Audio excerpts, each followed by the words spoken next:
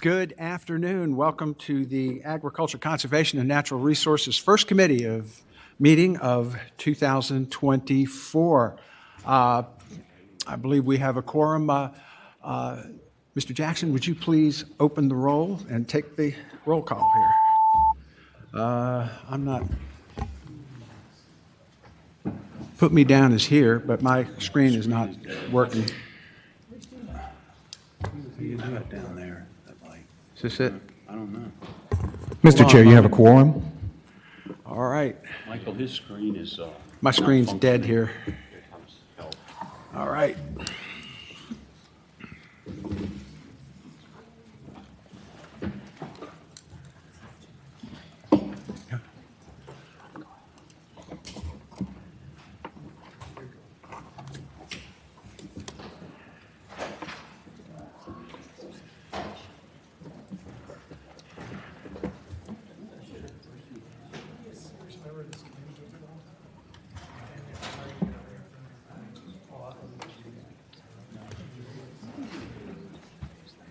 Yeah, let's go ahead and do that. Okay, while we're fixing our technical problem here, I understand Patrick Henry had the same problem in 17 whatever. At any rate, if we could start down to my right, and if we could introduce ourselves as members of the committee and tell folks where you're from, and we'll start with you. Wonderful. Good afternoon, everyone. Stella Pekarsky representing Senate District 36, which is Western Fairfax County. Good afternoon, everyone. I am Senator Angela Williams-Graves representing Senate 21, which is the city of Norfolk.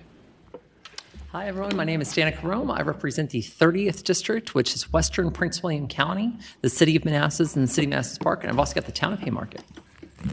Good morning. I'm Ghazala Hashmi, representing the 15th Senatorial District, and that is parts of the city of Richmond and Chesterfield County. Good afternoon. I'm Senator Barbara Favola, and my newly drawn Senate district is completely contained within Arlington County, so I'm giving up portions of Fairfax and Loudoun, but I'm happy to be here. Thank you. Senator Stewart. Thank you, Mr. Chairman. I'm Richard Stewart. I represent the 25th Senate District, which is all 5 counties of the Northern Neck, half of Spotsylvania, Caroline, Essex, Middlesex, King William, and King and Queen. Mr. Chairman, Mark Obenchain. I represent 2nd Senate District, the number 1 ag producing district in Virginia. Rockingham, Page, Harrisonburg, Augusta, Highland, and Bath counties. Mr. Chairman, Bill Stanley representing the 7th Senate District, which includes Wythe County, Carroll County, Grayson County, the city of Galax, Patrick County, Floyd County, Franklin County, Henry County, city of Martinsville, and North Carolina. Senator Stanley, I understand that most of the agricultural products in your district are actually drunk, not consumed. Mr. Chairman, most of our ag products start out as ag products and end up in a jar. That is correct. There we go. I'm David Suderline. I represent Roanoke City, Salem, most of Roanoke County, and the best parts of Montgomery County. Thank you, Mr. Chairman. I'm Travis Hackworth. I represent District number 5, and that is Bland County, Giles County, Pulaski County, Smith County, Tazewell County, Radford City, and part of Montgomery and Wythe County, including God's thumbprint, which is Burke's Garden, the crown jewel of the Commonwealth of Virginia. Thank you, Mr. Chairman. I'm Timmy Prince, represent Senate District 1, which is Frederick County, city of Winchester, Clark County, Warren County, Shenandoah County. Very pleased to be here.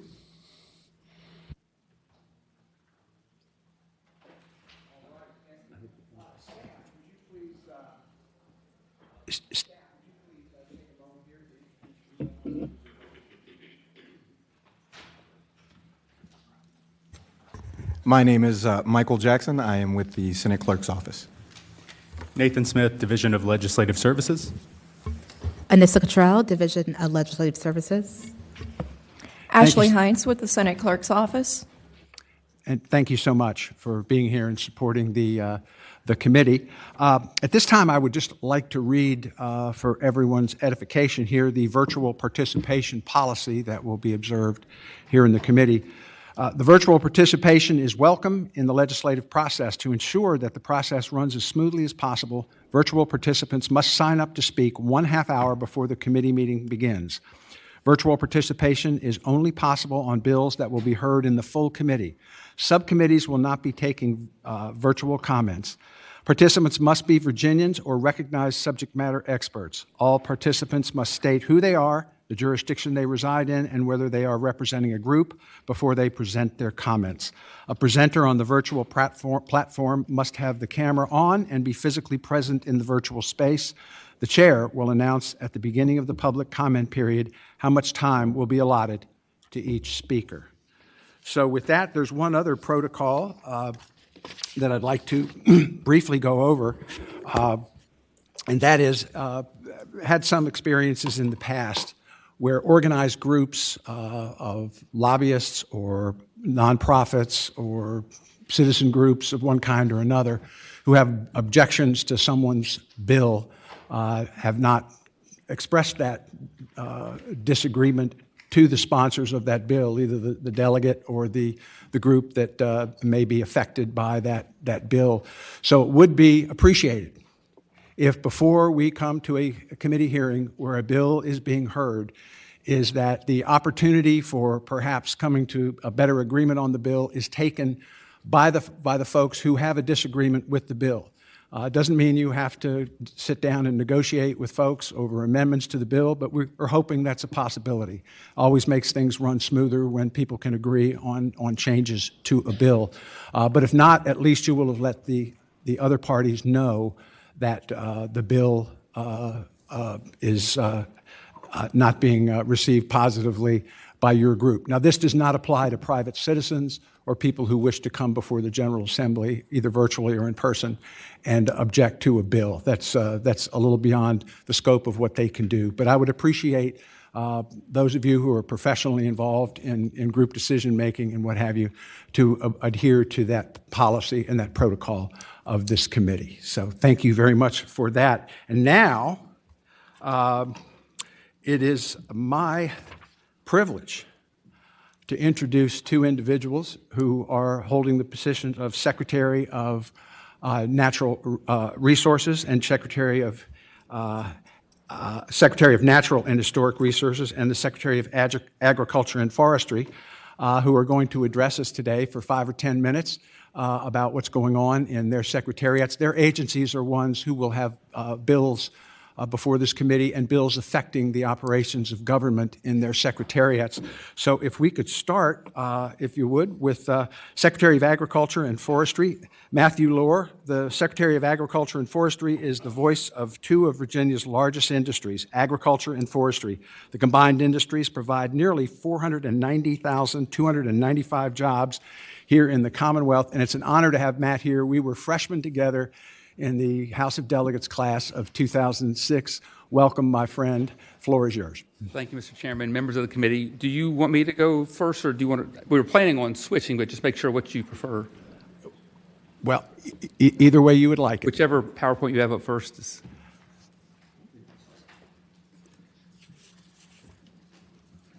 Since Secretary Voiles is up, do you want to swap it? Okay, very good.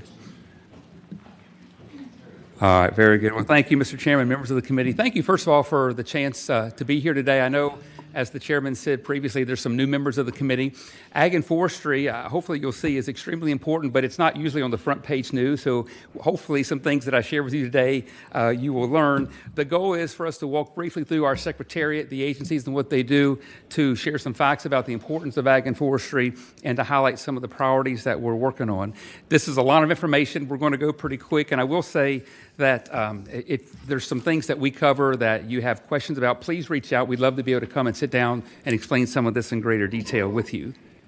So, all right. So the Secretary of Agriculture and Forestry was established in 2004. I have the honor of overseeing 3 state agencies, about 900 employees, and about $150 million for our Secretariat budget. Our 3 agency heads are here today that I'd like to introduce as well. The Department of Agriculture and Consumer Services and VDACS, Commissioner Joe Guthrie is with us. Thank you, Joe. Our Department of Forestry, our State Forester Rob Farrell is also here.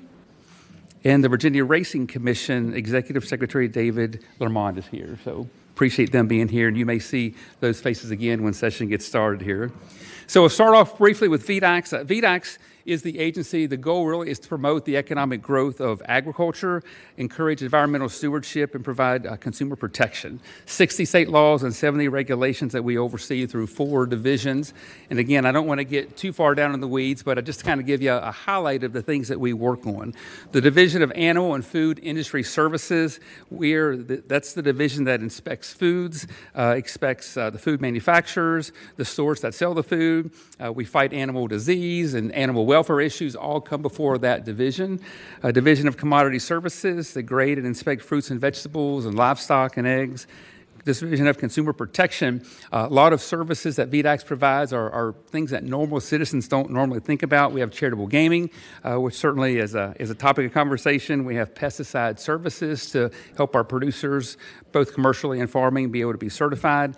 And weights and measures. When you pump gas or go to the grocery store, all those scales have to be calibrated, and that's done by this division as well. And finally, Division of Marketing and Development is really the part of the agency to grow Virginia's ag economy, marketing locally, marketing across the globe, and our USDA food distribution as well, and through our APHID program, which we'll talk about a little bit later.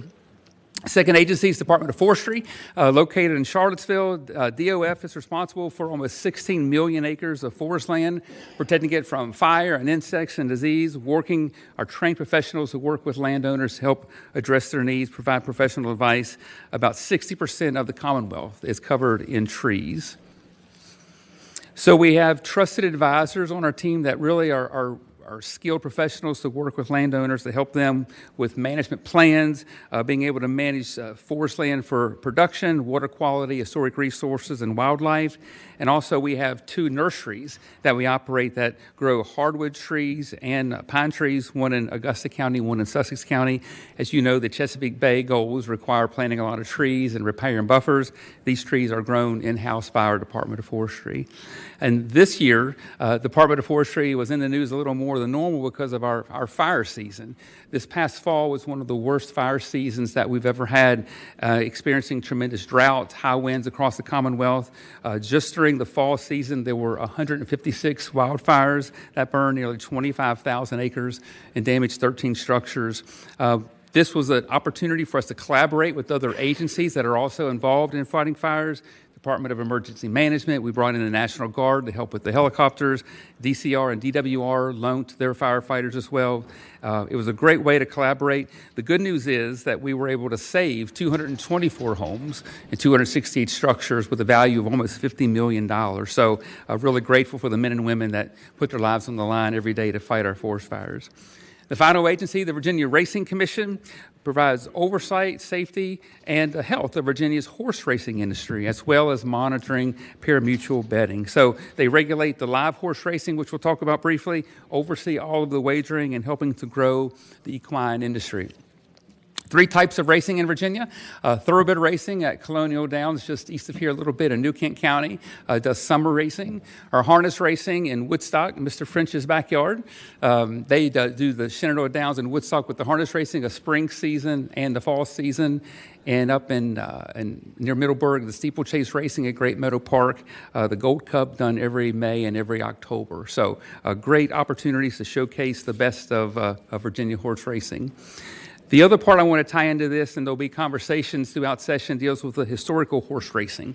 Back in 2013, horse racing in Virginia came to a stop. And for many years, there was no racing in Virginia until the General Assembly in 2018 actually brought live horse racing back with the creation of the historical horse racing gaming.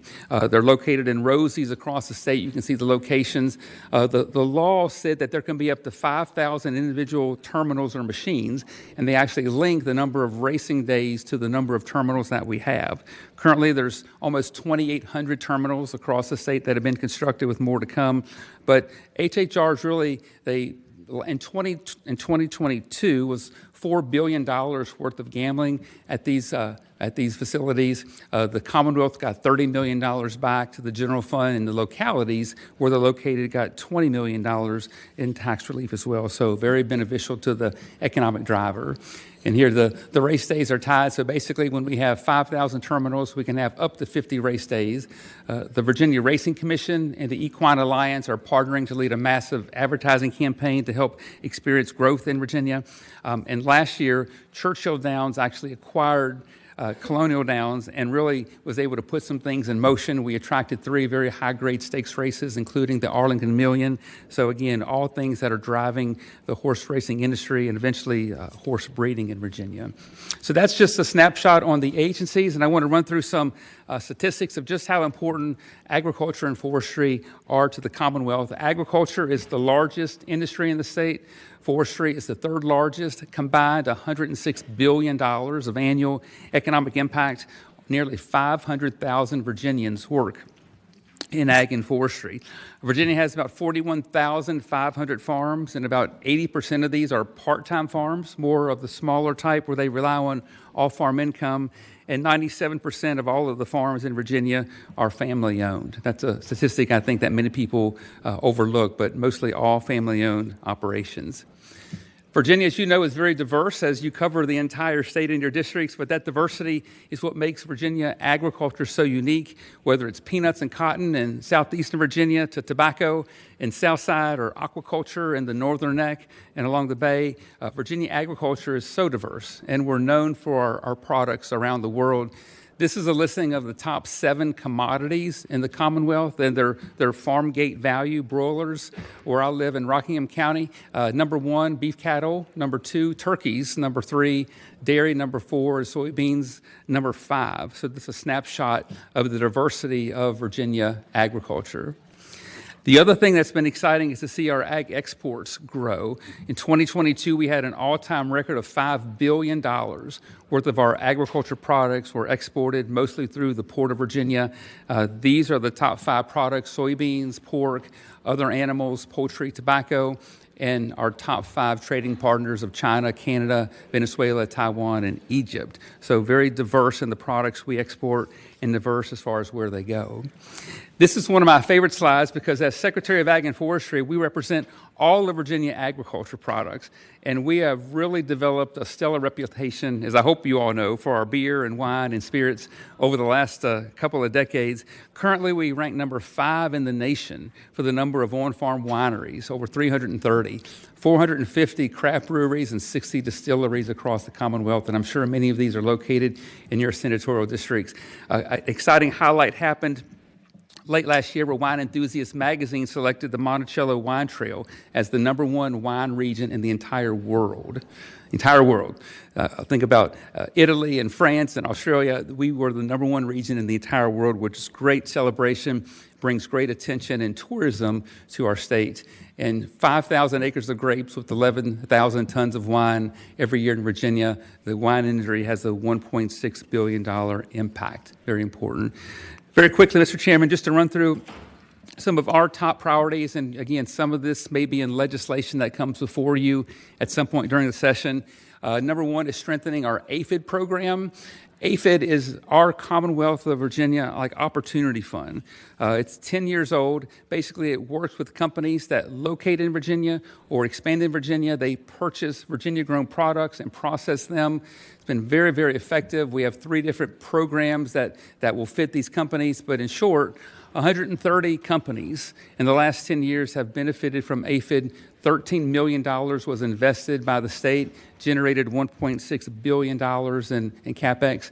Very, very beneficial program, primarily helping smaller companies that didn't traditionally qualify for traditional incentive programs through VEDP. And so certainly looking to grow that. There's just a sampling of some of the products in the different categories that have participated in APHID and just brought some amazing jobs and opportunities here to the Commonwealth. One of the initiatives that we focused on the last 2 years is controlled environment agriculture, or CEA. It's indoor growing.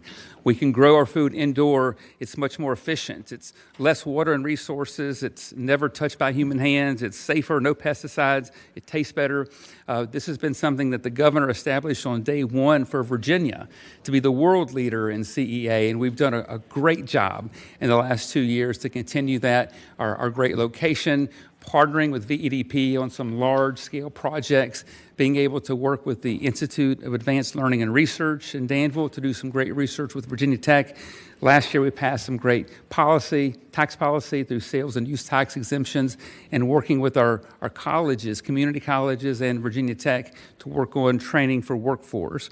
One of the highlights of our term last fall, we hosted the first ever worldwide global CEA symposium where 150 executives and thought leaders from all over the world came to Northern Virginia to have a day-and-a-half discussion about ways that we can continue to make Virginia the #1 state in the world to do that. A couple of the companies that we have in Virginia that we've worked to recruit and expand over the last decade, I'm sure some of these are located in your districts, but we continue to see that list grow. The biggest one last year, when Plenty, based in California, announced they were coming to Chesterfield. Their construction is going well, set to open later this year, but certainly they will be the largest indoor farming campus in the entire world right here in the Richmond area. So the average age of our Virginia farmers is 59 years old. So we want to make sure we're helping beginning farmers come into the industry because we need to have folks that are willing to grow our food. So we put a lot of focus on that next generation of farmers. We prepared and presented 4 of these farm finance and conservation seminars. Over 200 prospective farmers attended. We were able to record the last one at Virginia State, and those videos are posted online for people that want to learn about financing or what are conservation activities and how can the government help provide folks that want to get into agriculture.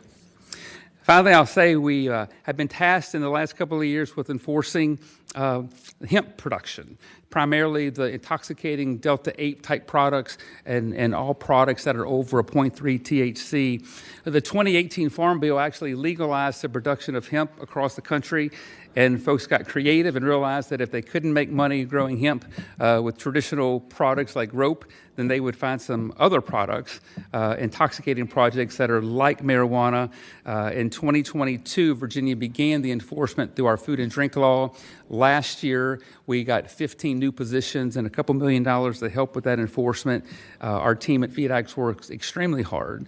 Most of these products are targeted for children. You can see some of the pictures at the bottom. They're colorful. They look like candy in many cases, but they're extremely harmful. And we have deaths every year from kids that are able to get their hands on these products. Since July 1 of last year, we've had over 3,000 violations from 27 firms, and $1.7 million have been assessed in civil penalties. So again, kudos to the VEDAX team for working so hard to get these products off the shelf. Finally, we want to promote our Virginia-grown products locally and around the world. We have a record number of 250 farmers markets. We've revamped our Virginia's Finest and our Virginia-grown programs for farmers markets and working in retail grocery stores to give more farmers the opportunity to sell their products. And survey shows that the #1 thing consumers look for when they purchase their food isn't necessarily if it's organic, but is it local? And the Department of Agriculture has been working very hard to get more of these products into the hands of our consumers, and certainly look forward to being able to continue those efforts as we go forward.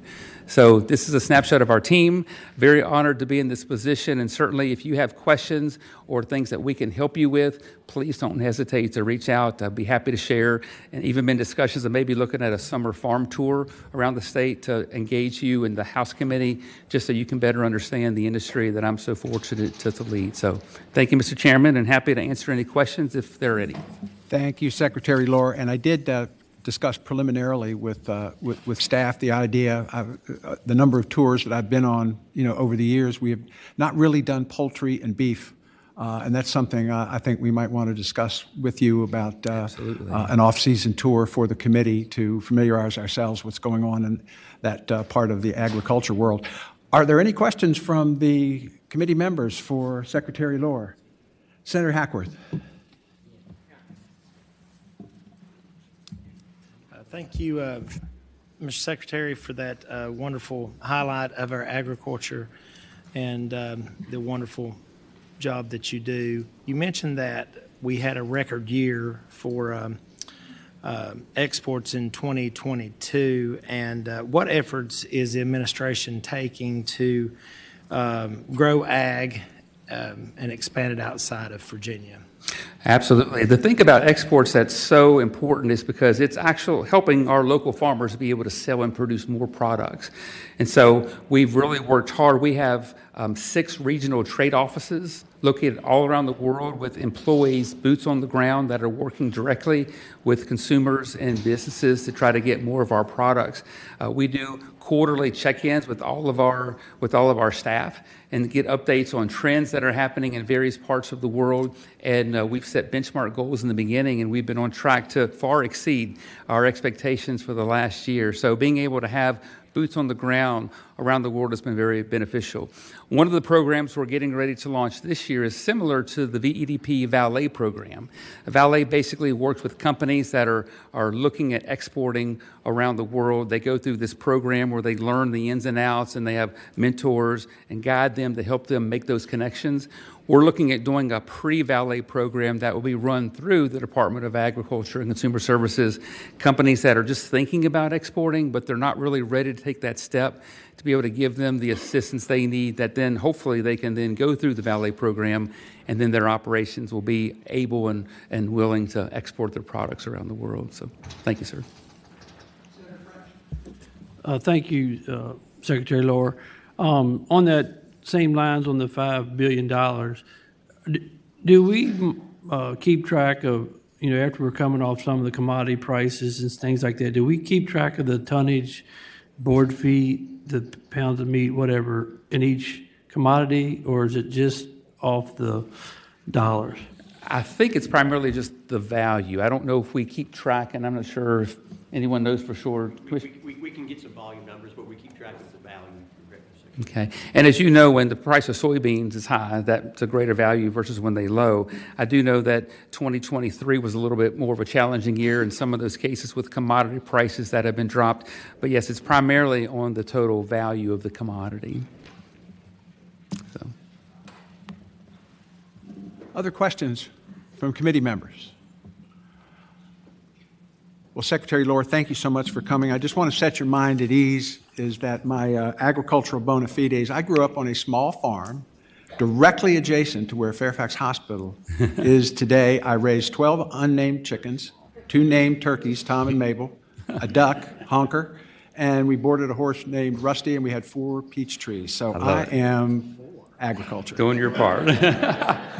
Thank you all very much. Appreciate it. Thank you, Secretary Lohr. Next up, we have the Secretary of Natural and Historic Resources, Travis Voiles. The Secretary of Natural and Historic Resources advises the governor on natural resource issues and works to advance the governor's top environmental priorities. The Secretary oversees 5 agencies that protect and restore the Commonwealth's natural and historic resources. Secretary Voiles, welcome. The floor is yours. Thank you, Chairman. And good afternoon, everyone. Thank you all for having me today. I'm going to do kind of reverse order what Secretary Lohr did. I'm going to kind of go over the priorities for our Secretariat and then run through our agencies.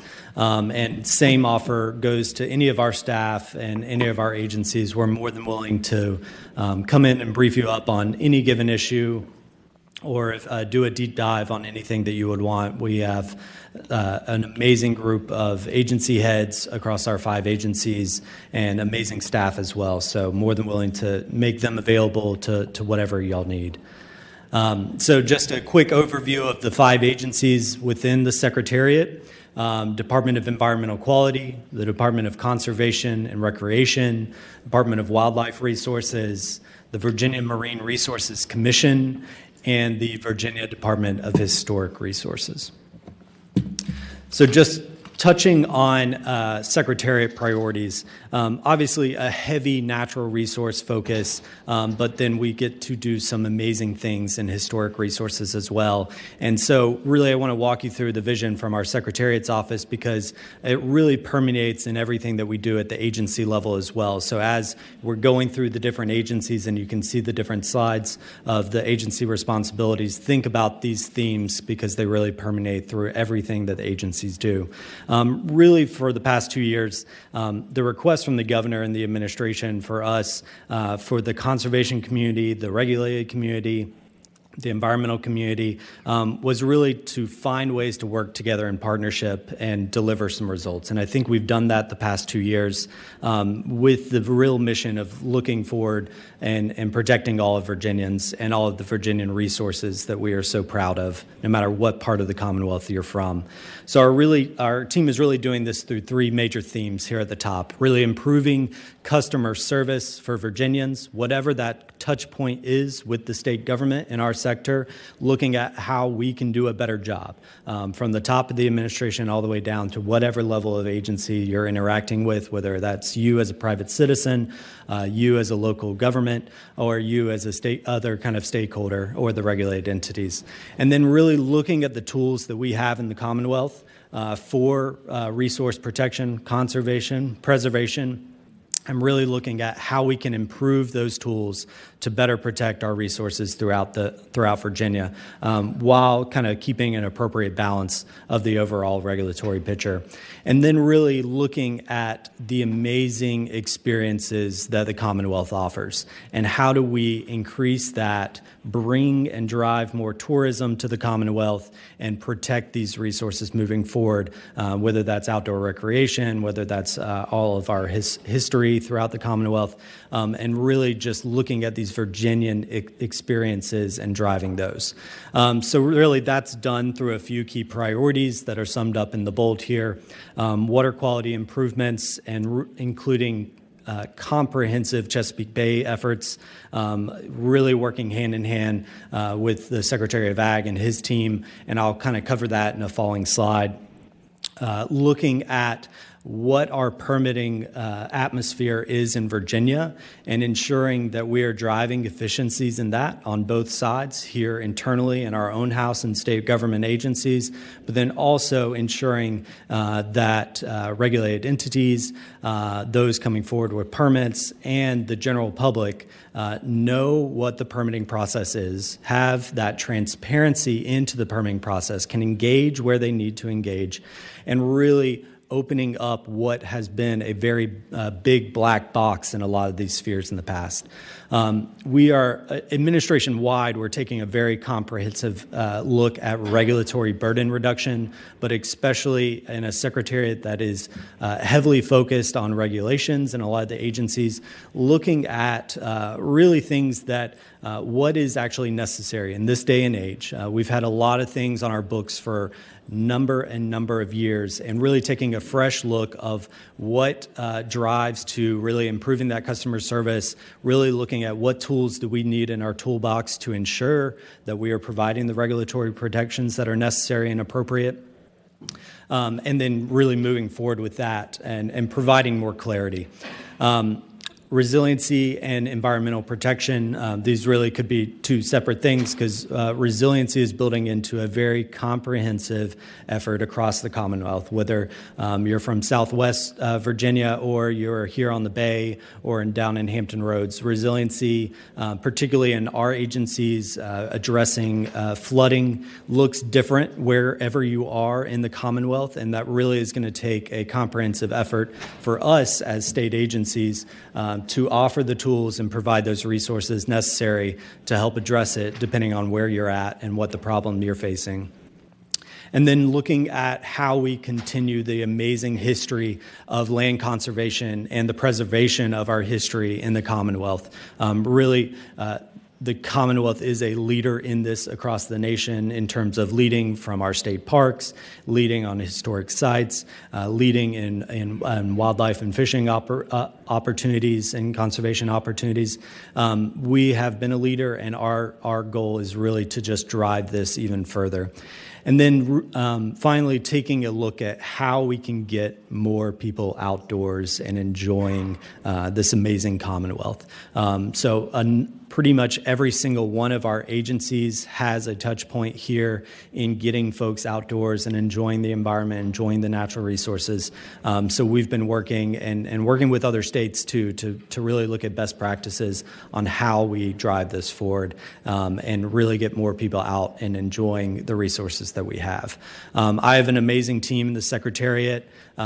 Deputy Secretary Jennifer Wally, Deputy Secretary Stephanie Talon, Assistant Secretary Corey Scott, and Special Assistant Harry Schwab that are with me day in, day out, working through this. I'm going to hit each of the agency heads as well as I go through the agency slides, but I just want to make sure that I highlight those folks on my team as well. Chesapeake Bay restoration will obviously be a huge focus in this committee, really talking about water quality throughout the bay. We have more than enough information and could talk to you for hours between our different agencies on Chesapeake Bay efforts, depending on what area you would focus on. But I just want to highlight and kind of level set where we're at as a Commonwealth when especially you hear a lot of discussion of 2025 goals. There are a number of goals, a number of outcomes that we are trying to achieve as a Commonwealth, and we've made amazing progress at a lot of those. However, the low-hanging fruit is gone. The tough tasks are before us, and so really what we are prioritizing and doing is looking at where we can make those last strides as a Commonwealth. One of the major goals are the water quality planning targets that are part of our Bay total maximum daily load of water pollutants. Those are sediment, nitrogen, and phosphorus. As of now, we have achieved our sediment goal. We are at 84% achieved of our nitrogen goal and 74% achieved of our phosphorus goal.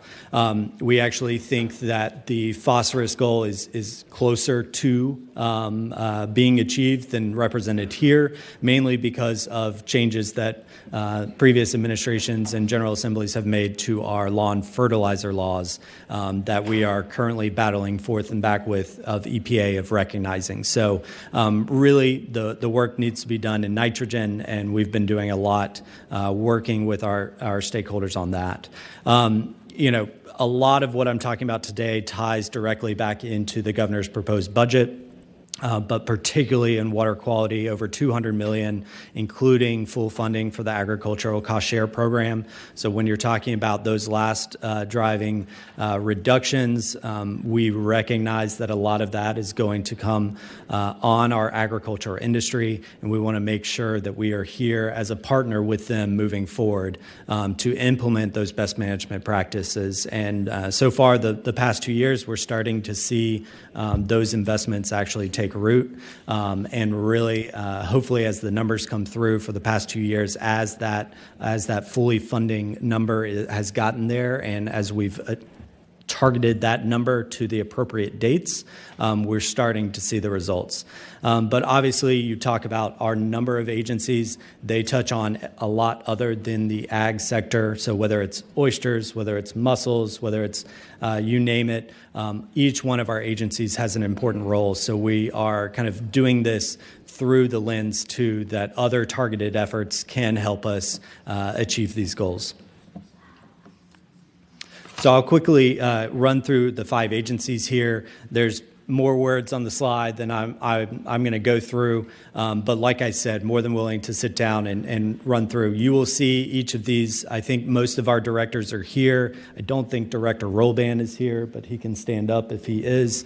But you will see him around, especially if it's a DEQ-related bill. DEQ is our main environmental protection agency, looking at water, air, water quality, water quantity, air quality, and then really looking at the land and waste resources as well.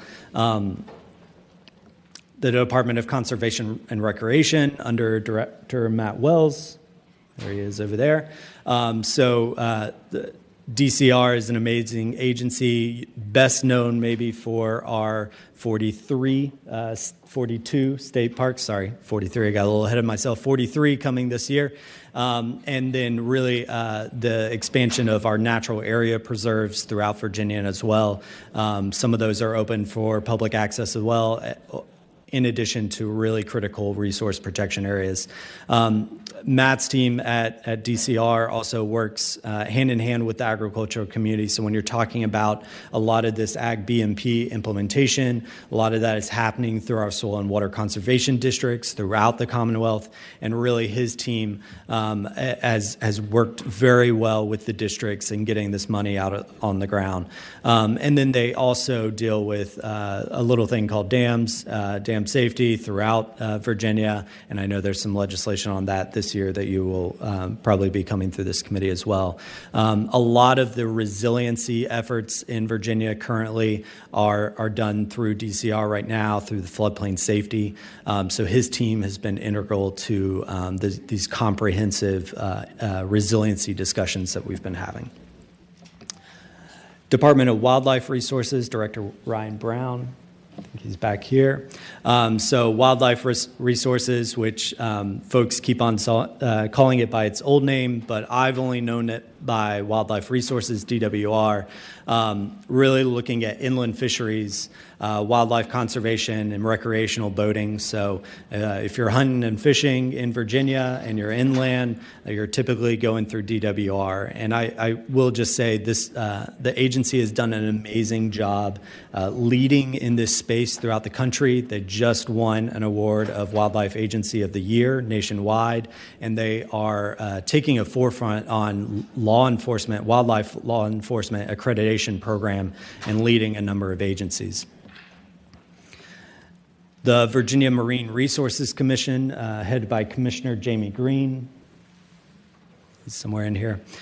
So Jamie and his team, including one of your former colleagues, former Senator Cosgrove, as Deputy Commissioner, is really our key with the Tidewater area of Virginia and our water resources down there.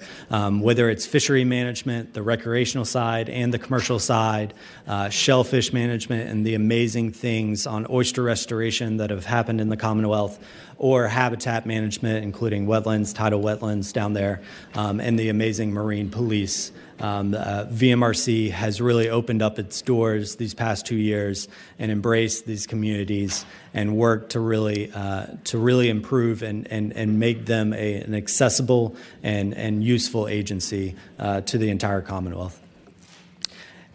And finally, but not least, one of my favorites, Department of Historic Resources, Julie Langland. I'm not sure if she's here today, but DHR is the stewards of Virginia's historic resources, whether that be archaeological, architectural, anything under and over throughout Virginia. They do this through a number of efforts. A few are listed here, including the well-known Highway Marker Program, the incredibly productive tax credit program, and then really looking at how we provide support to other historic entities and equities throughout Virginia. So grave and cemetery funding for preservation and restoration of grave sites, battlefield preservation, BIPOC fund, and then really they have a extensive collection of archaeological and cemetery artifacts as well that they work with a number of partners on. Many of y'all will be in the executive mansion throughout this session, in and out. DHR actually has some items on loan there currently that are on their display. And then finally, DHR is the conduit here in Virginia for the Virginia Landmarks Register, and then also the pass-through for the National Register of Historic Places. So I will stop there and turn it back over to you, but Chairman, but my offer still stands. These are 5 amazing agencies. They've got great staff. The leadership will be around the General Assembly building all session, so feel free to let any of us know if you would like to set up some time, and then Also, we encourage you. I didn't include some great pictures like Secretary Lohr, and my pitch is to get out and experience those amazing Virginian experiences throughout Virginia. I won't cover them here in pictures. Thank you very much, Thank you, Secretary sir. Voiles. Are there questions from the committee? Senator Favola. Thank you, Mr. Chairman. Thank you for your presentation. I'm most concerned about the Commonwealth meeting our Chesapeake Bay goals. And I know that we have been working with the farmers. Last year, we set up a task force because we had the whole issue of fencing and, whether livestock should be drinking at a certain stream. We set up a task force. The main part of the strategy was putting in monetary incentives. Have you have you come up with different strategies as well as the monetary incentives? Because we really do have to meet our goal. And I would think all Virginians would want to do that, and I believe the farmers want to do that. We just have to help get them there. Thank you. Senator, first I want to say that we have some amazing people at our agencies that have, day one, the governor came in and said, this is a priority for me. And he has really driven that message, driven it throughout the agencies. So particularly on the stakeholder advisory group that I think you're referencing from legislation last year, where we looked at, the Bay Backstop Bill and what practices need to be in place and what funding needs to be in place to provide that support. That group, the Ag Stakeholders Advisory Group, we call it the Ag-SAG group, has met multiple times this year. We took a little while to get started, but mainly that was preparing us to have those conversations, and they've been great conversations so far. And really what is coming out of that is clarity from all the partners. So whatever Bay equity partner that you're thinking of probably is participating in this group. We've had great discussions of really, one, ensuring that we have the clarity in when we come to you and say this is the amount of financial resources that are necessary to show that the state, that the Commonwealth is that partner to our farmers to put it up, is there. So we have that clarity now. We have confidence in our ag needs assessment, but we're going to continue to build on that confidence. And then secondly, it's really what are all these other remaining issues that some have been persistent over a number of years of capturing practices that are already in place? What focal areas do we need to, what areas do we need to focus on to really drive those last achievements? And those discussions are happening, and we're already applying the results. My team has a few specific deliverables for this year, mainly in trying to capture some of those past practices, because a consistent complaint that we hear is that a lot of these investments have already been made. And whether they've expired, whether they have had just kind of regulatory problems in getting them approved. So one, our focus is where investments have been made, we want to make sure that we're going to capture those and that they're accounted for in the model. We've gone back and forth with EPA to ensure if there is money going towards Bay efforts in Virginia, that we're going to account for it. And we're making sure all of our partners are accountable too. We have great partners in Virginia. I'm not going to name them in fear of leaving one out, but they understand and they are here and willing to work with us on the message. So I can go on and on and on, but I do just want to assure you that the conversations that were happening here last session have gone and actually produced good work, good results, and we're driving forward. Thank you. Senator Stewart. Thank you, Mr. Chairman. Mr. Secretary, I was just curious, and I don't want to put you on the spot, but have you got any update that you can give us on the Committee on Resiliency work group that was formed and how we're coming along on that? Yep. Yes, sir. So the past 2 years, especially in the General Assembly, a lot of discussion has been around elements of resiliency. So what the administration agreed to in kind of agreement with certain patrons of bills was to form a coordination work group this past year. So we met probably over a dozen times. Many of the stakeholders are sitting here in this room to really focus on how, as a Commonwealth, looking inside the House, our state agencies, our operations here, how we are best utilizing our tools that we already have in our toolbox and enhancing those tools as well to ensure that we're providing the correct level of support to localities, to citizens, to whoever. We're going after as much funding that is available. One, that we understand what funding that we need, but then two, what are these opportunities at the federal level, the private sector level, and making sure that we're coordinated, that our agencies are talking to each other, and they're putting forth the best applications, the best effort that they can to bring in more money for Virginia and to provide that support to localities in going after that money. And then really looking at our amazing agencies, whether it's DCR and floodplain management, whether it's VDEM and emergency management and mitigation hazards, whether it's transportation, really looking at the expertise that's already at these agencies and how best to utilize them. So the working group concluded and came out with consensus recommendations.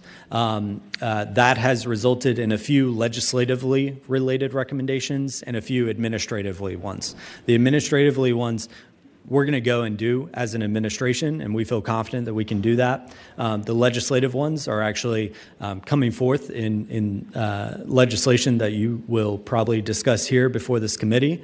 I believe Senator Marsden and the chairman may have more to say about that as we move forward. But really, we think that we've found a comprehensive proposal that best utilizes the tools that we already have here in the state and ensures as we move forward in the area of resiliency that we're organized, we're coordinated, and we're kind of being efficient. And then we are able to identify needs, identify areas of focus better as we move forward. One consistent thing that I also got out of the work group are the needs are different wherever you go in the Commonwealth. So there was no simple solution to all the problems. So what we're trying to do here is ensure that through the recommendations that at least the state government and our operations throughout all of our agencies, so this touches on more than just our secretariat here and more than just the work that goes on in this committee, is really coordinated, and we are taking a step forward on addressing resiliency efforts, especially flooding, in that manner. Thank you, Mr. Secretary. Other questions from the committee? All right. Well, very good. I would like to say at this time, just to advise the committee, something that I had done and my predecessors had done on the Transportation Committee was to meet with relevant agencies that routinely come before that committee. I've started that here, so every Thursday morning at 10:30, the agencies, secretariat, staff who have an interest in bills coming up the following Tuesday will be meeting with me at 10:30 in the morning, and I will be able to share any information I get with any member of the committee, Republican or Democrat, as to some of the thinking of the agencies, because very often they have a history on bills and issues that very often we have either forgotten or weren't around when they were there. So they're the repository of those facts that we need to know about from years past, and also what their current thinking is on some things. So I just wanted to let everybody know we were doing that. Secretary Voiles, thank you very, very much for being here. Secretary Lohr, for your participation today. Thank you very much. And one further thing, we have 2 pages with us here today, and I would like them, there's a microphone right there, if you could step up, introduce yourself and where you're from, and let the committee know about that. Stand up. Sure. Hi, my name is Shafina Galinko. I am from Hanover County, and I attend Chickahominy Middle School. Hello, my name is Hallie Halyara. I am from Newport News, Virginia, and I'm a freshman at Warwick High School. Great. Thank you so much for being with us and being in the PAGE program. Now, we just have some housekeeping to do before we get into the bills. First off, as my prerogative, I am appointing Senator Barbara Favola as chair of the Companion Animal Subcommittee. That will be hearing bills related to companion animals. And just for everyone's edification, we'll have two other members of that committee, Senators Pekarsky and Senator Stanley, who will, finally achieve a lifelong dream to be on that. And but just to let you know, companion animals under Virginia code are treated very differently than farm animals and animals that are used for work, for food, and what have you. So, but this committee will just deal with companion animals. Thank you, Senator Pekarsky, for joining, Senator Stanley, and Senator Favola. We have all the great faith in the world, and you will be able to set the dates of your own meeting. I do have an announcement, because as I'm looking at our docket, there are probably 4 bills that you are going to refer to my subcommittee. So since you have allowed me time at the mic. 2 of them are mine. If committee members, with my apologies for this quick notice, but we are going to meet tomorrow at 4 o'clock. So Wednesday at 4 p.m., companion animals will be meeting. And the room is C311, so it's got to be in this general area. And I think the 4 bills that you're going to refer to my committee I have them right here. will be on the docket tomorrow. So you sort of have a day notice, but we'll get an official docket published. And so formally, I would like to refer your bill, Senator Favola, Senate Bill 11, Senator Stanley's Senate Bill 31, Senator Stanley's Senate Bill 93, and Senator DeSteff's Senate Bill 266 will be heard tomorrow, 4 o'clock. Yep. And in C11. C311. C311. Yeah. And so thank you very much. And have a few other issues to deal with here. And I've been advised by Senator DeSteff that he wishes to strike Senate Bill 269 with a letter. He has provided me with a draft. We'll be looking at that draft and getting it on to VMRC. And the issue deals with the congruence of issues surrounding oystermen and recreational boaters in the Lynn Haven River, to have VMRC take a look at that. So if I could have a motion to strike with a letter. Senator Stewart. I'm sorry, Mr. Chairman. We might want to hear from folks on that, because I think there's already a group that looks at those issues already formed right now. And certainly they may, as part of this letter, they could certainly continue to meet on that. But at this point in time, I don't think we want to get into the issue. We've had a request to strike with the letter and to have VMRC, take a look at that. So could I have a motion to strike and provide a letter to VMRC on Senate Bill 269? Mr. Chairman, there's a question on the actual number of the bill. Is it 269 or is it 268? Could you please clarify? There's no 269 on our docket. Excuse me. Maybe on another docket. It's not on this Okay, docket. it has been referred, but it is not on this docket. But we will go ahead and do that. Thank you for the clarification, It's not on Senator. the docket. The second matter we have before us, well, first off, could we have the motion? Second. Okay, the motion is to strike with a letter to VMRC. Clerk, could you open the roll? What's that? I'm having a technical difficulty. Technical, okay. We suspend for just a moment. We're having a technical issue. So you're actually striking. They just didn't get it. The Chesapeake Bay Foundation's very worried about that. So is Rob. Okay. So on number 17, which is the sport motor, I'm retooling that to make it almost an economic incentive, local economic incentive bill. Okay. So, no, just pass by for yeah. That's okay. Yeah, Carry it over. yeah, carry it. Yeah. Carry it over is scary to me. And what's the number of it? I think it's 17, it's front page. 17. But it's going to be totally retooled. Mr. Chairman, enterprise zones. you may want to mute your mic, because the screen's picking up everything that you guys are saying through closed caption.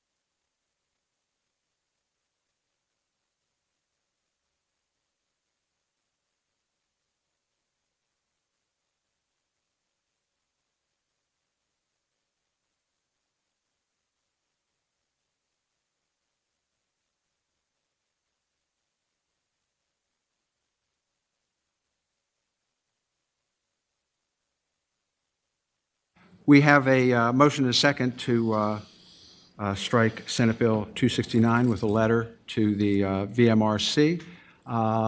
Clerk, would you open the roll, please?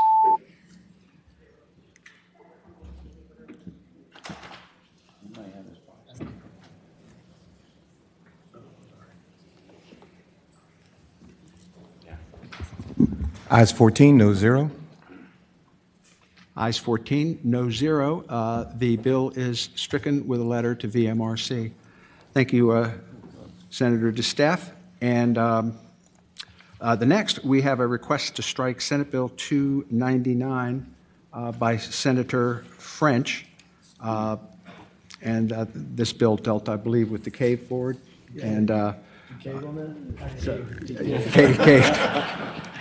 Well, thank you very much. Could I have a motion, please, to strike that bill? Second. We have a motion and a second to strike the bill. Would you open the roll, please?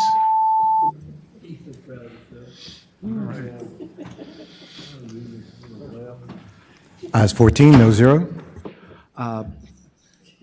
We have ayes 14, noes 0. The bill is stricken. The third thing we'd like to deal with here is, again, passing a bill by for the week, which I believe I don't need a recorded vote on that, but we will pass by Senate Bill 298 from Senator French until next week when we're hearing other similar bills. Sometimes it's best to hear all of those bills at the same time to get perspective on their various differences. Mr. Chairman, I move that we pass by Senate Bill 298 for the day. Well, We have a second. we meet next week. All in favor, say aye. Aye. Opposed? Thank you. The bill is passed by for the week. We're also would like a motion, and this is a recorded vote, to re-refer Senator Suravel's Senate Bill 329 to local government. Can I have a motion on that, please? So moved. Second. We have a motion and a second. Mr. Clerk, could you open the roll? To pass by? You're re-referring. To local re-refer. government. I'm sorry. Senate Bill 329 to be 329. re-referred to local government.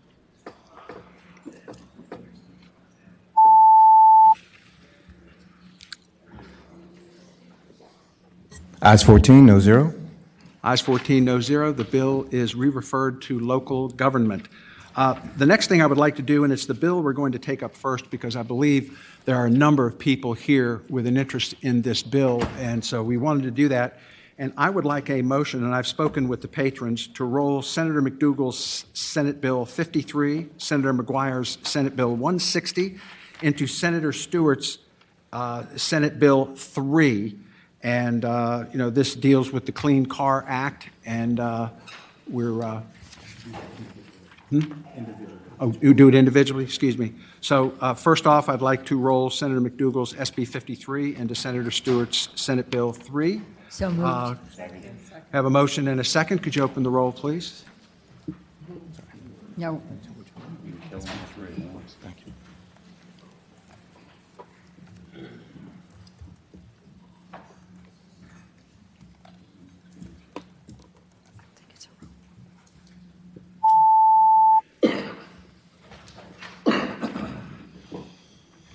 Ayes 14, no zero.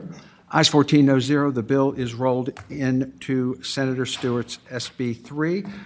Now, if I could have a motion to roll Senator McGuire's SB 160 into Senate Bill 3. Could I have a motion on that? So moved. Have a second? Would you open the roll, please?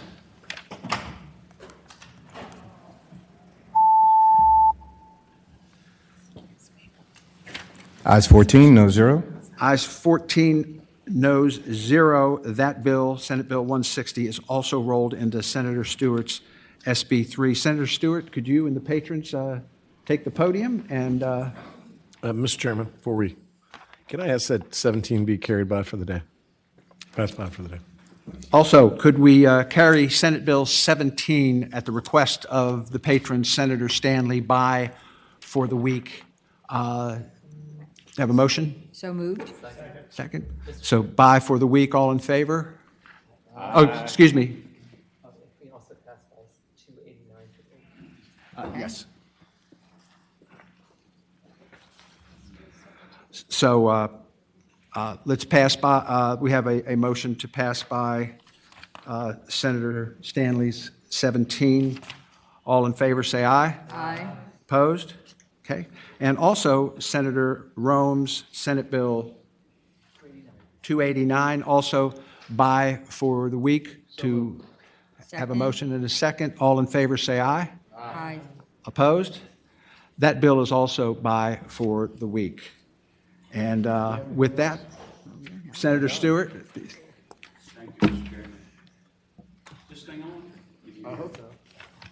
You hope so. You'd rather it weren't. Mr. Chairman, thank you. So I remember when we were in the Science Museum during COVID and the General Assembly adopted this legislation to tie our emissions to California's Air Board. And I've carried a bill every year since then to repeal it. And every year since then, that bill has failed. And I know that's the definition of insanity, but I'm going to keep going. So it starts, I believe, this year. 22% of our EVs sold, 22% of our cars sold have to be EVs. And then by 2026, it has to be 35%. And then so on down the road. I was asking today because I didn't really know and I was curious, but I think if we did the study, our car dealers could probably sell 5% this year or next of EVs in the total population of cars, and yet we're mandated to do this. And so I know people are passionate about this. I know people want clean air and clean water, as do I. But then sometimes we have to deal with the reality of the situation that we're in. And the reality of the situation that we're in is we simply cannot mandate Virginians to buy an electric vehicle. The goal is absolutely impossible that has been set out. And the problem is, if we don't meet that goal, we then have to pay a penalty for not meeting the goal. And so early on, the penalty is $5,000 per vehicle that is not sold, that is not an EV that's sold. That penalty can go up to $20,000 per vehicle. So think about it in early terms. If our car dealers could sell 5% EVs out of the 22% that's mandated early on, then that means 17% of all vehicles are going to be gas-powered cars. That's at least a $5,000 a year penalty that's got to be paid because we didn't comply with the goal. And we know we can't comply with the goal. I did a little bit of research, and I think you all may have been provided the amount of charging stations that you have in your district, and it's not many. And so I represent the 25th District, and a big part of that's the Northern Neck. I'm aware of 2. That's 5 counties. 2. In order to charge it. We don't have the infrastructure. We haven't begun to put in the infrastructure. But the bottom line, Mr. Chairman, members of this committee, this should be personal choice. It shouldn't be a mandate by anyone. And I think as people find technology, they will go to the technology that works. I will tell you very honestly, I'm a practical person, and so I looked at a Ford Lightning. I guess I shouldn't use products, but I looked at a Lightning because I wanted to see, because I tow stuff. I got a boat, I got a tractor, I have a trailer I put the tractor on. And if I wanted to do that, that vehicle was going to be very expensive. And I think I could go like 65 miles if I had a trailer behind it. And so I wanted a new truck because I have a heavy duty and it doesn't ride very well. So I went and I looked at the F-150 at the dealership, and they pushed me to a hybrid. And I know you think a country boy would never even consider something like this, and I didn't go looking at it. But this is what I want to explain to you, how technology has come along with this. So I've got a V6 that's twin turbocharged with a 50-volt motor on a 10-speed transmission, produces over 400 pounds of, 400 horsepower, 500 pounds of torque. It'll pull 12,500 pounds. And that's a half-ton pickup. 750 miles to a tank of fuel, you get around 28, 29 miles to the gallon to a full-size pickup. And that's something that may work in the country. The EV doesn't work for us in the country. It's not going to work in the near term. And we have to be practical and we have to be realistic. And so what I ask you all is to consider that. I understand you're passionate about this goal. All of us want clean air, but the fact of the matter is we cannot get there this year or the next or by 2035. And when you're talking about penalties in the hundreds of millions of dollars, where's that money going to come from? Well, it's always going to come from education, because that's the biggest pot of money we have, or health and human resources. Got to come from somewhere. So we're going to have to take it from one of those two pots to pay penalties on a goal that we knew we could not achieve. So please think about this. We know we've got to deal with it. If we don't deal with it this year, we're going to have to deal with it next year, the year after. And we've got to come to grips with the reality of where we are. Thank you, Mr. Chairman. Thank you, Senator Stewart. Senator McDougall. Thank you, Mr. Chairman, members of the committee. Senator Stewart and I have represented some of the same territory over the last number of years, and it is very different from areas that many of you represent in Northern Virginia. There's a lot of distance that people have to travel. Almost 70% of our constituents have to travel over an hour each day to get to work. Mr. Chairman, when you look at this, I think Senator Stewart's right. We all have the desire for a cleaner air, and we all want to do things to make that happen. But this goal is one that is detrimental to many of our constituents and doesn't actually achieve the goal. I think the statistics that I pulled up was M.J. Bradley projected that for model year 25, the sale of zero emissions vehicles or electric vehicles would be as low as 7%, which would put us below our goal. And as the committee members are probably aware, by 2026, so 2 years from now, we would have to sell 35% of all new passenger vehicles would have to be zero emissions or electric vehicles. And by 2030, that target increases to 68%. Mr. Chairman, in addition to some of the practicalities for the miles traveled for some of our constituents, the other issue for them is cost. As you look at electric vehicles, some of them are incredibly nice, and on average, they're significantly more expensive. Some of the estimates put them at about $10,000 per average dollars a vehicle more expensive than the gas-powered vehicles that many of our constituents have.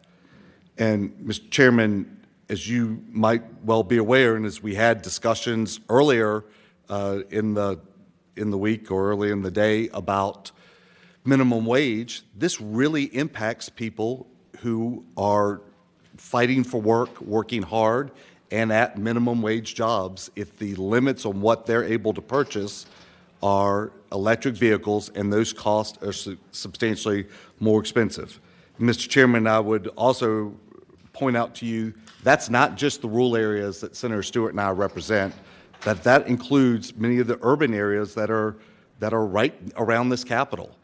People, as you look at inflation, those costs are pretty substantial. So, Mr. Chairman, as I know we're considering this and there are some different views, but the policy that we put in place right now, we're not on a trajectory to be able to achieve.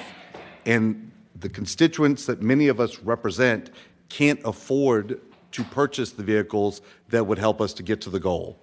So our objective is to repeal this goal that we didn't actually vote on, that a group in California set for us, and for us to debate and set our own goal. Have Virginians set the goal that we can meet. If that goal is more achievable in Northern Virginia, that's great. Let's set the goal that way. If it's less achievable in some of our rural areas or some of our urban areas where people can't afford those extra costs of electric vehicles, let's set the goal where they can afford them and make those purchases, but let's find a solution for Virginia. Thank you so much, Senator McDougal. Senator McGuire, the floor is yours. Mr. Chairman, members of the committee, thank you for allowing me to talk about this bill. I call the bill, it's a bill to un-California Virginia. I think most Virginians would agree that, as Senator McDougal said, we should set our own policy. You know, legislators in California that we did not elect, did not vote for, are setting policy in Virginia, and I think that sets a dangerous precedent in many areas. The electric car vehicle program is just not working. You guys probably understand that those cars are normally heavier, which impact our roads.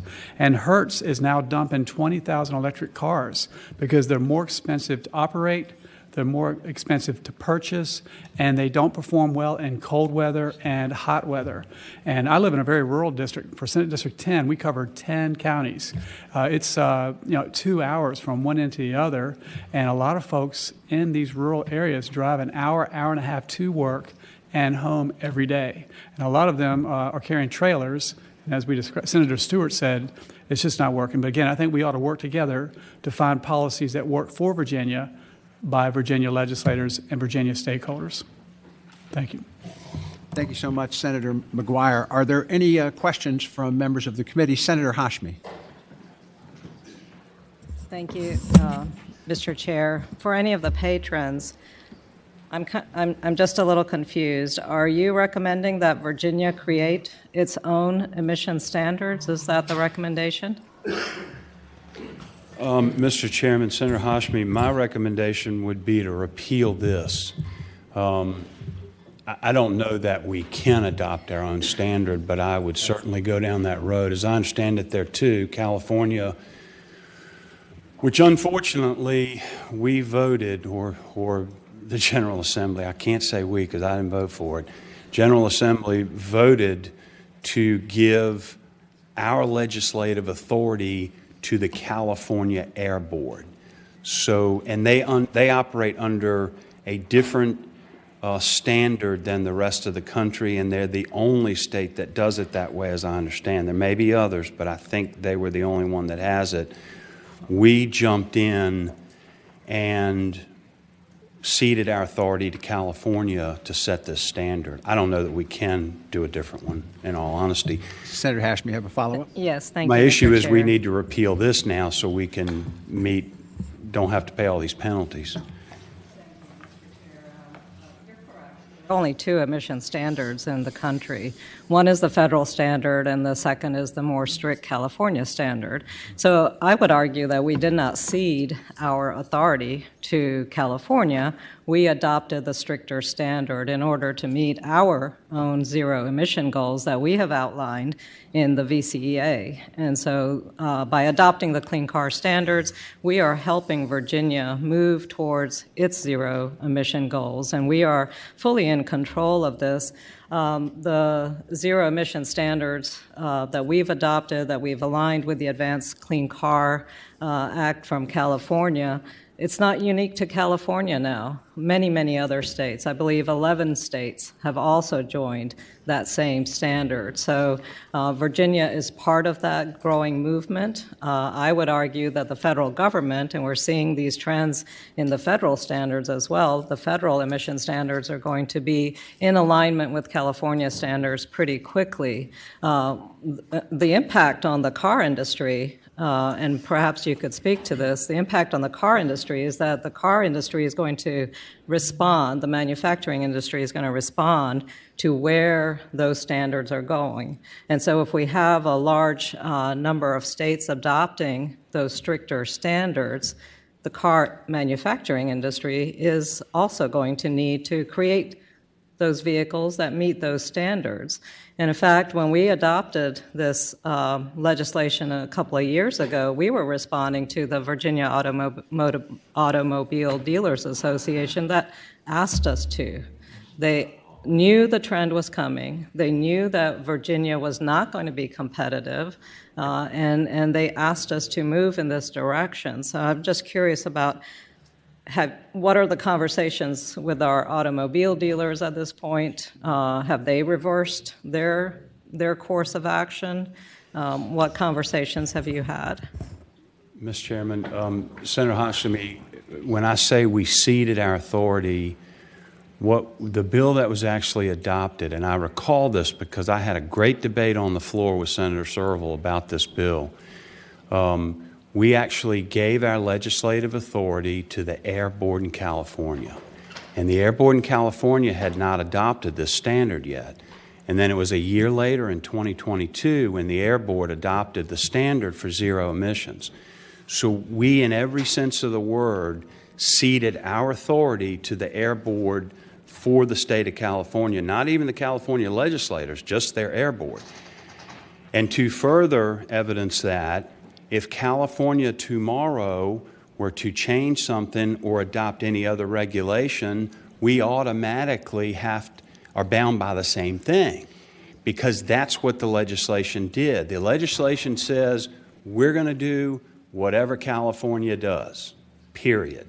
And I challenge anybody to go back and find where that's inaccurate, because that is part of the big frustration for me. It was then, it is now. We are not determining our own destiny. The dealers that I have talked to are very frustrated because they've got to spend an enormous amount of money, and some $1 million and $1.5 million, more dollars than that, in order to be able to sell the EVs, service them, and so forth. And nobody's buying them. The numbers are way down. Ford was going to invest like $10 billion on EVs, the Ford Lightning and their Mach-E or whatever it is. They dropped that plan, they abandoned all of it, and they went back to a hybrid because nobody was buying them. Lucid, Rivian, General Motors, they've all done the same thing. The only one pushing forward is Tesla. And Tesla, who is the leader in this, has had to significantly drop their price in order to move the product. What we are seeing nationwide is there is not an EV craze like people thought there was going to be. Now, some people want them, and I think it's wonderful if you want one. You should have one. I hope that everybody who votes against my bill is driving an EV today. Because it's interesting to me, you know, when I come into the General Assembly garage in my pickup, my hybrid pickup, I can't find a parking spot, and I've got to go to the top floor in that pickup, and I pass EV charging spot after EV charging spot after EV charging spot in that garage, and nobody's in them. Where are they? I hope that answers your question, Senator. Thank you. Other questions from the committee? Senator Salim. Thank you, Mr. Chairman. To the patrons of the bill, I know you guys all talked about the cost to the consumer and making it affordable. But as I recall, when we passed the Clean Car Act in the Commonwealth, we left some of the EV credits unfunded.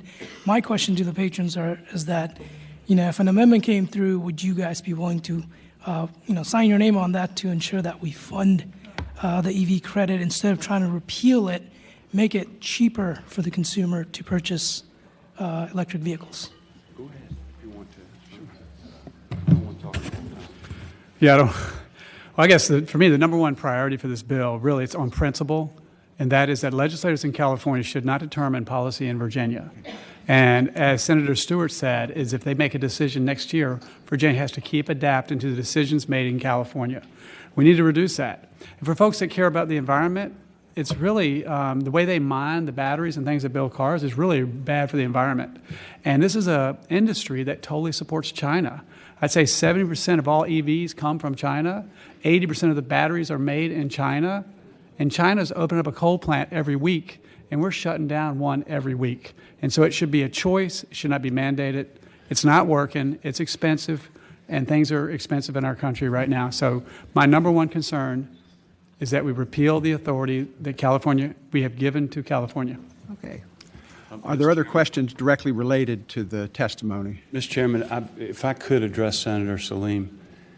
Quickly, please. His question, maybe I don't understand this, and that is very possible. I thought these were federal credits, and they have shifted around quite a bit to the point where Most of these EVs now do not even qualify for them. Tesla does because they've had to drop the price so low, and a lot of the American automakers can't even qualify for the EV credit anymore. I'm not aware of state credits that I would have to vote on either way.